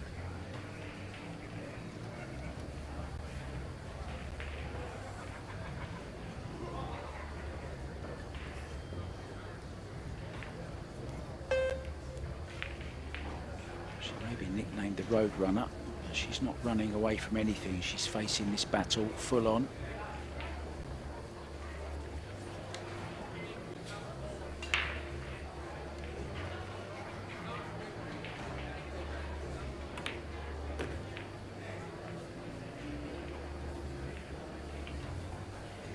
Just about perfect on this 7.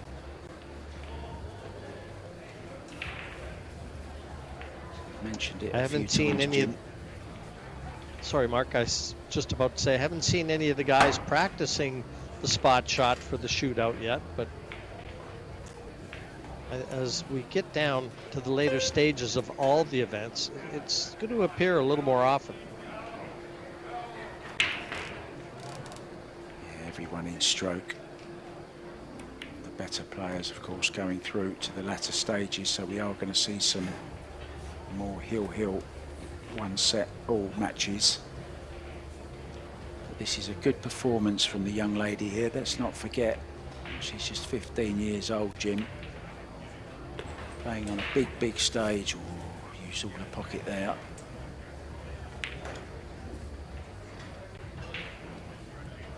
So I'm sure we're going to go for a little bit of a break. I'm sure the players need it. Oh, she wobbled the 9 and the 10, just jumped up a little bit early there.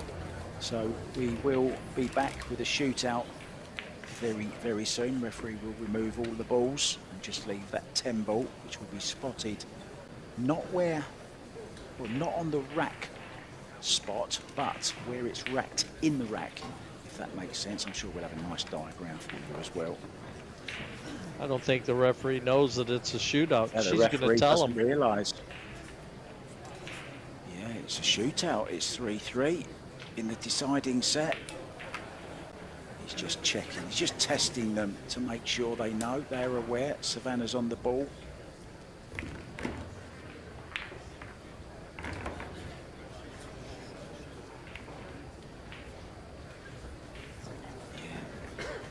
Leave those pockets free as well, of course.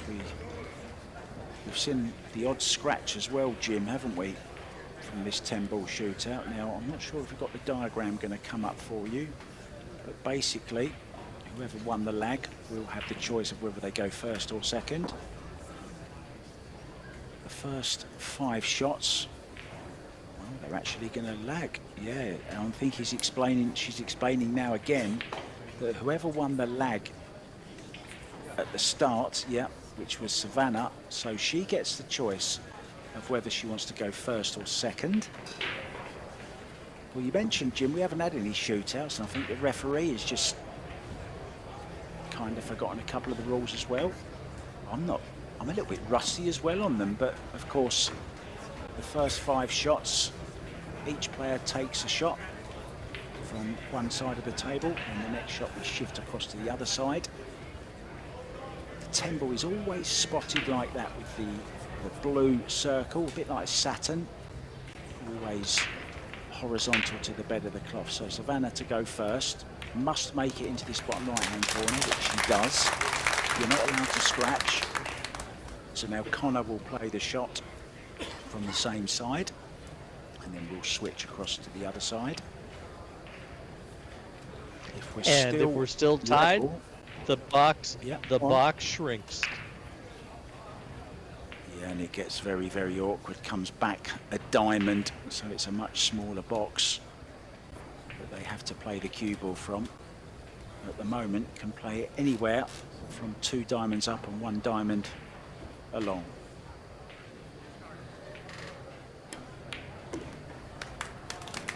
Confidently done. Yeah, both look good there.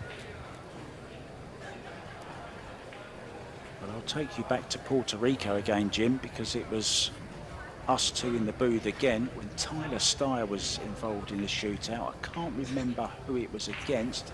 It might have been Joey Tate, actually, and it all come down to sudden death. Tyler Steyer made the 10, cue ball went round 3 rails and scratched in the side. Do you remember that? I do remember that. I don't remember who it was though, but yeah, I remember the scratch. Yeah, it was Tyler Steyer, and I think it was Joey Tate he was playing. I'm not 100% sure, but it was definitely Tyler Steyer who scratched. Well, Savannah's keeping the heat on Connor.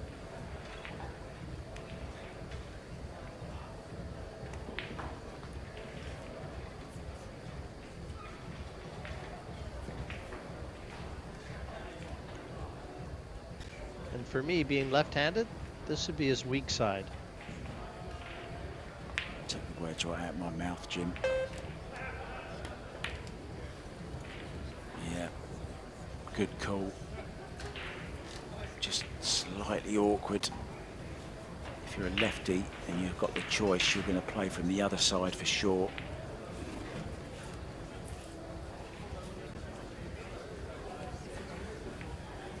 He's smiling, but I promise you that smile is outward only. Yeah, it's kind of a nervous smile, isn't it? It's kind of a, yeah, I'm in a little bit of trouble here, especially if Savannah makes this one. It means that Connor must make his remaining 2. Otherwise Savannah will go through, and she has made it, so 3 out of 3 straight shooting. The road runner beginning to run away with this shootout. Connor has to make this one. If he doesn't, he will be out of the American Junior Showdown, and Savannah will advance. And remember, she will play Eddie von der Rau in the next round. But it's not over yet, Jim. We've seen comebacks.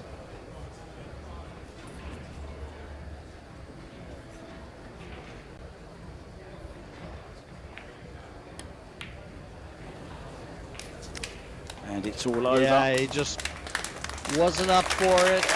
Connor McFadden offers the congratulations. Savannah Easton, the Roadrunner. She runs through to the next round, Mark. There were a few hiccups in this match for both players, but I think you got the best result. I think Savannah was just marginally better for me, more consistent. Yeah, I thought it was a very, very interesting match. The battle of the juniors, they're always fun to watch. Of course, mistakes were made, but we, of course, expect mistakes, Jim, from these youngsters. But Savannah, I think, just edged it overall. There you see the fist pump in the air. A really, really enjoyable match. Thank you so much to my co-commentator, the legendary Jim White. I'm off for a little bit of a short break. I'm going to be back with some Las Vegas Men's Open action for you over on table number 2.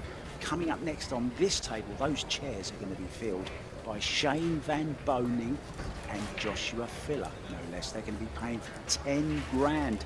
Winner takes all in the one pocket face-off. We'll see you soon, guys. Thanks for your company. For now, it's ta-da.